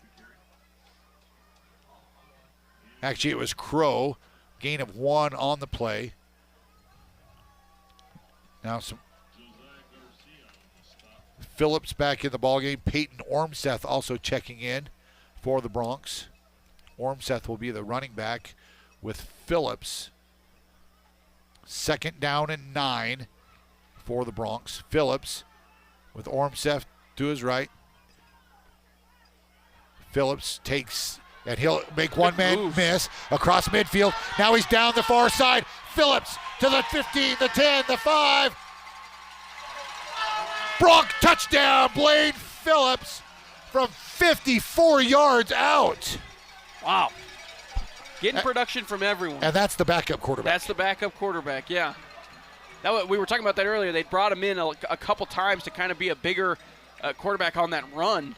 And this time they did the same thing where they spread him out wide on the outside of the tackle and broke a couple tackles as well.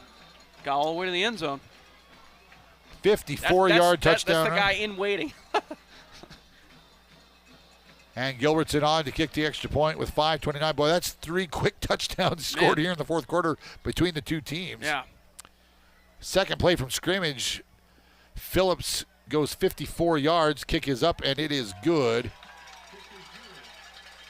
So with 5:29 remaining here in the fourth quarter, it's the Broncs 53, Cheyenne East 18.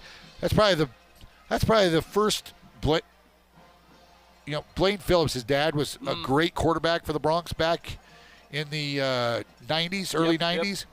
That's probably the first Bronc touchdown by a Blaine Phillips since like 1992, probably. Yeah. I think 1992. 30 years. So, hey, you know what? They're just going to keep coming up, right? It's like we got coons that just keep on coming up. And the Steels kept coming. Now we got Crows. We got more Crows coming. Yep. Braxton's going to be a good player for the Broncs. We got a factory over here. So football players. The Broncs have scored 5 second-half touchdowns. This game was 13-3 at halftime. A much different feeling to the second half, especially for the Broncs. And the one difference is the Broncs have not turned it over here in the second half. And they're getting big chunk plays. I mean, we didn't see a lot of that at all in the first half. Yeah, big chunk plays. A 45-yard touchdown, a 59-yard touchdown, an 82-yard punt return, a 54-yard touchdown. I mean, just big play after big play. Gilbertson has it teed up, and he'll boot this one, and it will be in the end zone for a touchback. That's the first touchback of the night for the Bronc kickoff team. And East will take over at their 20-yard line. It's interesting to see how they must have saw something at halftime that they were going into, and they were like, this is what we can do. This will be very effective in creating those chunk plays, and the Broncs have just exploited it all the entire second half. Well, I'll tell you one thing is, I talked to Coach Maury about it on Tuesday, but on Monday, you've heard of Barstool Sports. All the high schools have a Barstool Instagram team or page, Right. And Cheyenne East, some of their players posted something about how they were going to take it to the Sheridan Broncs this week. And that's just bulletin board material, isn't it? I mean, you use it to motivate yourself, but it's a double-edged sword, as they say. Yep. And the scoreboard was wrong. We had 41-18, and now it said 53, but it is 48-18. 48-18, yeah. 48-18. First down run on first down by Zawada. Boy, he's become the little scat back, hasn't he? Yeah. Taking the direct snap and just getting behind blockers. Right. There's a couple of guys that they've brought out. And I wonder if they may go to this for their offense. Yeah, it's working against the Sheridan second stringers here. This time Zawada fumbles the ball, and it's going to be a loss all the way back to the 30-yard line. That's going to be a loss of 3 on the play. As we approach 5:10 to go here in the fourth. Boy, this has been a long fourth quarter. Long second half. 5 touchdowns in this fourth quarter. 3 for the Broncs, 2 for East.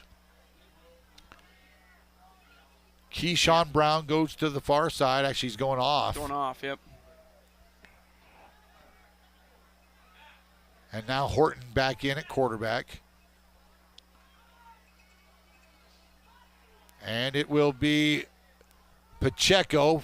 He'll find the receiver. That's Ricardo out across and out of bounds at their own 34, 35-yard line. It'll bring up third down now at about 8. That was, Ricardo there, and he was lucky he was almost out of bounds. That ball came loose a little bit there as well.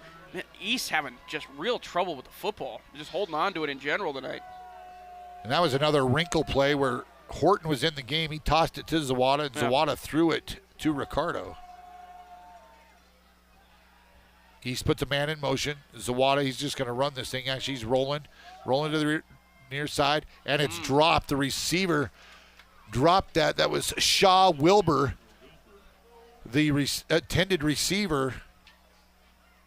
Wouldn't have been enough for a first down, but that'll bring up 4th down and 8 now for East. The clock stops again with 4:33 remaining. Yeah, we've also been seeing a lot more of that from their quarterbacks where they're rolling out instead of just having them sit back in the pocket and rolling them out and getting them some more open space. And it looks like they got Shaw Wilbur actually in the backfield here. Well, I think East, they're going to probably have to take a timeout, aren't they? I mean, yeah, they've got guys all the way over on the other hash mark. This play clock is going to be... It's taking a long time for this play to come in. Now, now they got Zawada, it looks like, back in the backfield playing quarterback. 1, 2, 3. They get the snap away. Zawada, he rolls, and he's going to throw it. That's going to be caught underneath. That's going to be Keyshawn Brown, I do believe, with the catch. And he'll be into Bronc territory. He cut off his route as he was running hard. He cut off his route, came back 5 yards. Wide open. And he was wide open. Yeah. And Zawada was able to find him. That looked closer to a prevent defense by the Broncs than anything. So 1st and 10 for East at the Bronc 40-yard line with 4:24 left here in the ballgame. I would like to see, I mean, with it out of reach here with 4.5 minutes to go, Keyshawn Brown get a couple more touches just to try to get the confidence back, after the 3 fumbles he's had in this game for Cheyenne East. I think it's Horton back now at quarterback.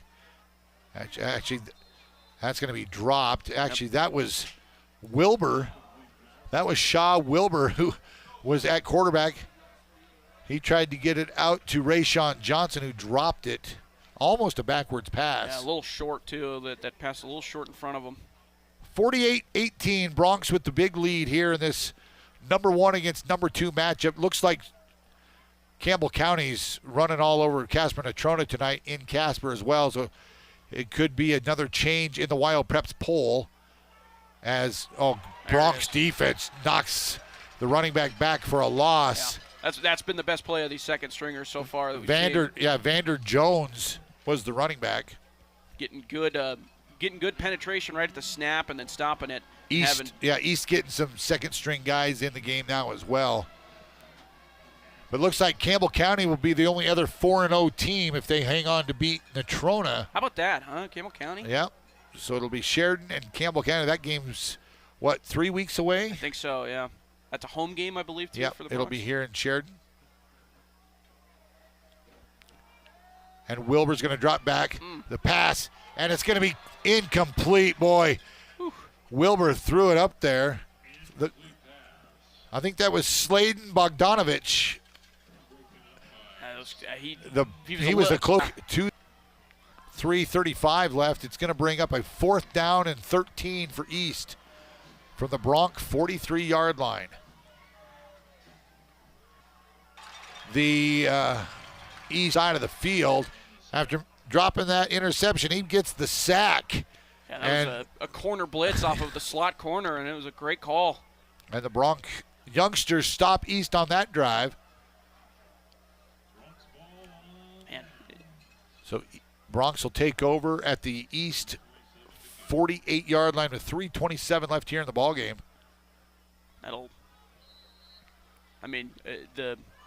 The white flag had been waved, but that'll just about seal it for this game. And Phillips, he'll take the direct snap. He'll come to the near side, has a blocker out. Breaks contained down the near sideline and tackled. He took on a tackler, his head, and took it down to the 33-yard line. That's a Bronc first down. Good hard running by Blaine Phillips. Absolutely. Yeah, he's like, I'm not getting in this game very much to slide, you know. I'll put my head down.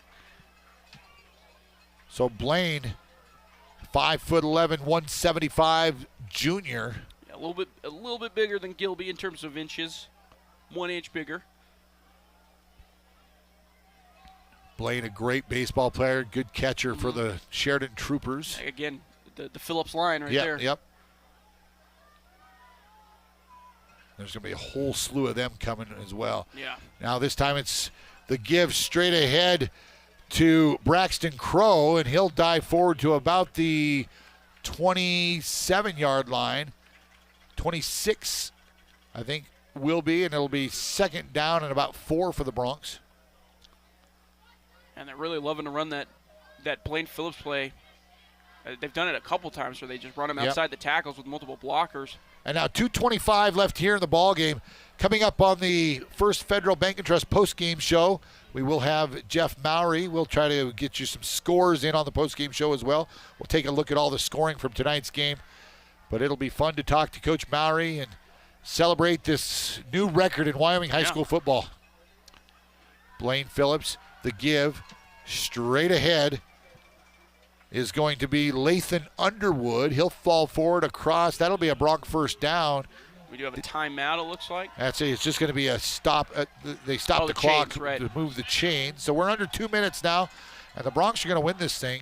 48-18, they lead it here on the range scoreboard. And it'll be fun to talk to Coach Maury and talk about now the record's behind them. You know, they have the record. They're just going to keep setting a new one over and over and over again. They have. I mean, they still have 5 games left on their regular season schedule. Laramie's probably improved. Kelly Walsh has improved. Cheyenne Central's down a little bit. Rock Springs is a pretty good team, and we still have to play Campbell County. Mm-hmm. So it's not a given yet. At least if where it stands right now, it looks like Campbell will be the biggest matchup coming here as it stands right now anyways. And now the Bronx starters actually come back into this ballgame because they're going to be in victory formation. Time to kneel the football. So the starters, they're the only, the backups don't get to practice victory formation. So the starters come in and work on taking the knees just so they can make sure they secure the ball. Under a minute now to play, and again, the Broncs are going to win their 35th consecutive football game. They won 4 straight state championships from 90 to 90, 91, 92, and 93, but they did have a couple losses in there. Yep. And now, I mean, unprecedented, Yep. Never seen it. Haven't seen it since the 50s. Laramie did it 51 to 53. Actually, it was 59 to 63. Excuse me, 59 to 63. And now a new record being set by the Broncs. And there it is. We got 18 seconds. Absolutely. They're definitely routine health checkups. Call and schedule your routine health checkups. Call and schedule your test and free hearing aid demo today. EBA Hearing 674-8920. That's 674-8920. Have you been to the showroom at Thompson Master Masons? If you're thinking about doing a masonry project, you need to stop by and check it out. Thompson's in Sheridan with a showroom full of brick and stone samples. They offer both man-made and natural stone. As a matter of fact, Thompson Master Masons has the widest selection of stone, block, and brick in town. Wholesale or retail, contact Thompson Master Masons. Did you know Sheridan Motors is Sheridan's only locally owned and operated new vehicle dealership? That means when we thrive, Sheridan directly benefits. We're proud to support our hometown through sponsorships, good deeds, and excellent full-time jobs with benefits. Stop by your locally owned and operated Sheridan Motors to check out our incredible selection and find out what's coming soon. We know you have a choice when it comes to shopping for new and used cars, servicing your vehicle, and purchasing tires. On behalf of Sheridan Motors' entire team, thank you for your business. Wherever you are, you'll find a branch of Sheridan Community Federal Credit Union, and here's why. And a smartphone or other mobile device, visit SheridanCreditUnion.com. Kinds of banking features. So, regardless of your location, Sheridan Community Federal Credit Union is in the palm of your hand. Member NCUA, Equal Housing Lender. The law offices of Chapman, Valdez, and Lansing has offices in Sheridan and Casper ready to protect the freedoms and rights of the citizens, guardianships, employee protections, and personal injury. Michael, McColl, and Wade will aggressively, timely, and ethically protect your rights 24/7. Proud to support all local youth activities. Need screen printed and embroidered items? Well, whatever you need, Kilpatrick Creations is the go-to local company for these types of items. If it's screen printed or stitched, we are the ones to help you. Give us a call first. We're here to help you and want to help you with your imprinted garment or accessory needs. We've been in the business and serving Sheridan County for over an event in the best, most affordable way possible. Come see Kilpatrick. Call 307-675-2100. Mossholders Design Center proudly supports our young student athletes in Sheridan County. Being a member of a successful team takes determination, a strong work ethic, and great leadership. It's those qualities that have defined Mossholders over the last 115 years in Sheridan. We're proud of the Mossholders legacy, and we're proud of our local athletes and coaches. Let the talented and hardworking staff at Mossholders help you with your next furniture purchase or design project. Mossholders wishes each and every team the best of luck this season. Go Broncs and Lady Broncs. Hi, I'm County Commissioner Christy Haswell, and you're listening to Sheridan Media Sports. Welcome back to Homer Scott Field for the First Federal Bank and Trust postgame show. Shane Parker and James Timberlake here. Joining us here in a little bit will be head coach Jeff Maury. There are some other folks that will want to visit with him before he comes up to the press box. I'd have him on the postgame show here shortly. James, just battle of mistakes, really. Right, yeah. But no one really took full control. The Broncs led at 13. Got the ball in the third quarter. I thought, maybe this just in the second half is I mean, it's hard to say surprising because this is what we've seen from this team over. Honestly, the last time, I don't really remember the last time it felt like, going back to, when Maury first started, and then before when Maury first started, and then before Don Julian as well, to be able to do that has really been a testament to how much they've been able to get the rollover from both, the sophomores to come into their junior season and be able to play at a very good starting level, and then obviously the seniors as well. It's just been a testament to how well run this football program has been for 15 plus years now, at least. Yeah, it is a machine. It really is. It is a machine. It's as close to year over year. It's one of those things that you never feel like the Bronc program. 21 to 22 starters you have to replace from a year ago. Yeah. And you're like, man, I know we've got some speed. How much true football have some of these kids played? Is it going to be a slow start to the season? You have to play the three teams that are normally in the semifinals in back-to-back weeks. And from the outside looking in, too, you just don't know the identity that the team is going to have. And to be able to kind of recreate it in the aggregate as they get new guys coming through, a similar identity to what they've had in years past, being able to run the football very effectively, having a very good special teams play, it's just amazing. It truly is. Like I said, it really is a machine that they've built here. Yeah, it's fun to watch. It's fun to be a part of. It's fun to get to call these games. Absolutely. Obviously, just you run out of things to say about how special it is. Yeah, and the other amazing thing too is to be able to do it, to be able to keep the dominance going when you had a change of head coach from Don Julian to Jeff Maury as well. Well, it's not you're basically handing it off to the guy that was helping him crafted with. Yep. But still, you don't see that sort of thing happen very often in any other sport where you're able to hand off something like that as well crafted as Don Julian had crafted it to somebody in Jeff Maury who's done at least as good of a job as Don Julian has in the amount of time that he has. I see Jeff Maury making his way to the press box now. We'll take another quick timeout. When we come back, we'll have Jeff Maury here with us in the booth. You're listening to Bronc Football on 1410 KWYO 106.9 FM.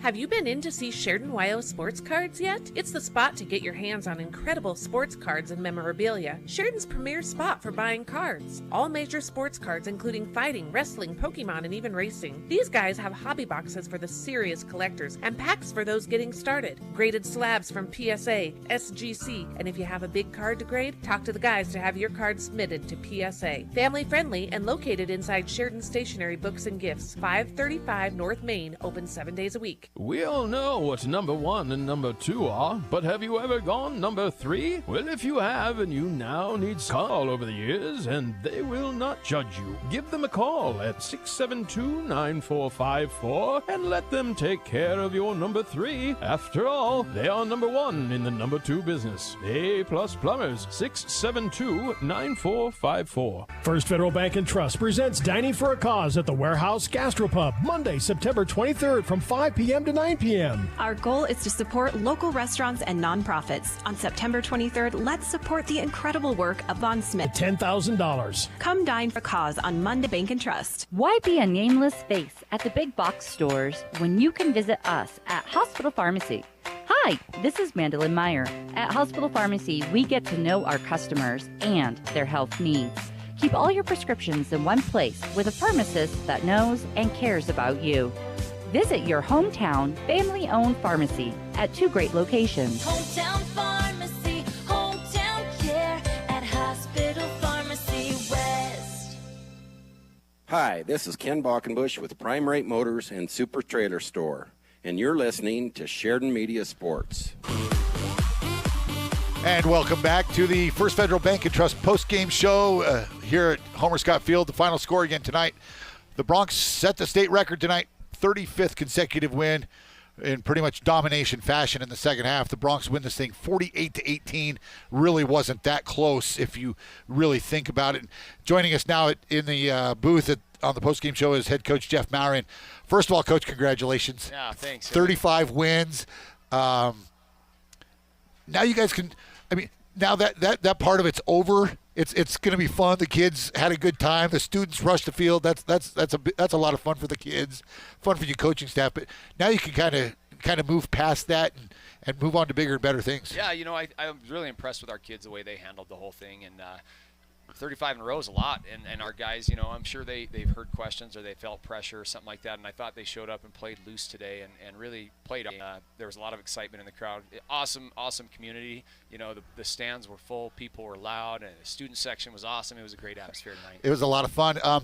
Let's talk about the first half. Yep. Kind of a mixed bag of things in that first half. You guys you win it at halftime 13-3, and you probably felt like you really almost could have put that thing away in the first half with them giving you the ball back 3 times, but unfortunately we gave it away a couple times as well. We had a blocked punt. Your special teams were phenomenal again tonight. Yep. But the first half just opportunities. The first drive was awesome. We get the ball and we go down and we score, and then we get the ball back in great field position and we miss a field goal. And then, it was just, like you said, 2 turnovers. We forced 3, which was awesome. Kelton Crow punching the ball out. We've got to go capitalize with points, and we're going to see that team again and other teams down the road that we are not going to be able to stub our toe like that. We're going to have to come away with more points than 13-3. We had, a missed PAT, a missed field goal. We've got to be better in that area. But you guys have always been known to make good adjustments at halftime. Yep. You must have saw something that you thought might work in that second half, and boy, you had a 59-yard throw and catch and run. You got the big 82-yard punt return for just an inside zone. Garrett Wade breaking a few tackles, and he never assumes that he's tackled, and he just kept breaking tackles, got to the edge, and he had the speed to run away from him. And then we saw some things definitely at halftime that we wanted to adjust and really just challenged our guys. We said, we're up 13-3, but we shouldn't be satisfied with that. We should have been the separation should have been greater, and then our guys took advantage of that, and they knew if they would execute, we would go get it done, and they did. Defensively, you guys were outstanding. I mean, okay, so you give up 18 points, and that in the stats that's going to show. But your starters gave up 3 points. I mean, to hold that team who has the number 1 offense in the state coming in to season, we had a couple shutouts early and a 7 last week to Natrona and 3 against our number 1s tonight. It's our defense is really playing sound, and they're understanding their schemes and understanding where we need to be. Our read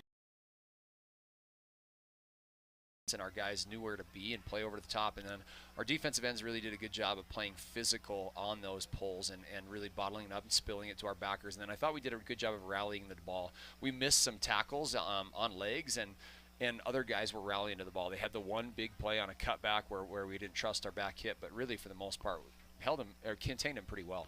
And special teams were, again, they were truly special tonight.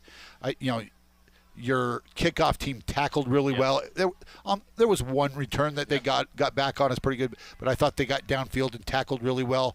I thought, the punt team was really good. You got a punt return for a touchdown. You blocked a punt tonight. Again, we forced a good stop, and then the kid boomed it. It was a great punt, and I thought, I don't know if we're going to get to the edge because it was clear on the far side, and our return men trusted. Our leverage block was there, and our wall got to the sideline and gave him just enough room. And then you have a guy like Breck that can run and you can see, the fans are packed in here tonight. We had the moms over there raising the flag. It's really a big production. Really, a lot of people have to be on the same page, and it's really cool that are on the field tonight. So let's enjoy this one tonight, but you got to get right back to work. Kelly Walsh here next week, right? Yep. And they laid one on Thunder Basin tonight. Yep. So that's a team that, under a new head coach who's never coached football before, he's a basketball coach, but he gets kids to buy in, and he's kind of got the program going at least in the right direction. Yeah. Coach championships in a row, and he said, you'll miss more than anything when at the same time we've got to go 1-0 next week. That's the one that's important. We got to start a streak next week, and that one's got to be 1-0. Whatever happens, 35 games, that's awesome, but let's go win one next week. And the coaches will scout as hard as we ever have next week and get ready for Kelly Walsh, because they're a team that has some wins, and they've got a guy in charge of that program that has won state championships in volleyball. He's won state championships in basketball. He knows how to run a program. Say what you want, maybe he doesn't know his X's and O's, we'll see, but he knows how to run a program, and Kelly Walsh is going in the right direction, and so we've got to be ready to roll. Something that 4A football hasn't seen for a while, wing T offense that they're kind of running, so you're going to have to get back to some old school type football. Yeah, you're exactly right. We're going to have to be tough, and we're going to have to be physical. So, well, congratulations, and go enjoy this one. Thanks, Shane. Appreciate it. We'll talk to Coach Maury again next week when we have him on the pregame show. And want to thank everybody for listening tonight. The Broncs, they set the state record tonight with that 35th win in a row, 48-18 over Cheyenne East.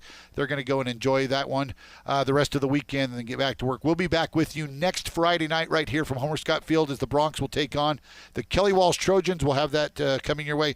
Pregame show will be at 5:30, kickoff at 6 o'clock. Thanks for listening. For James Timberlake and Steve Schreffler and all the guys on the video tonight, I'm Shane Parker. Thanks for listening to Sheridan Bronc football here on 1410 KWYO and 106.9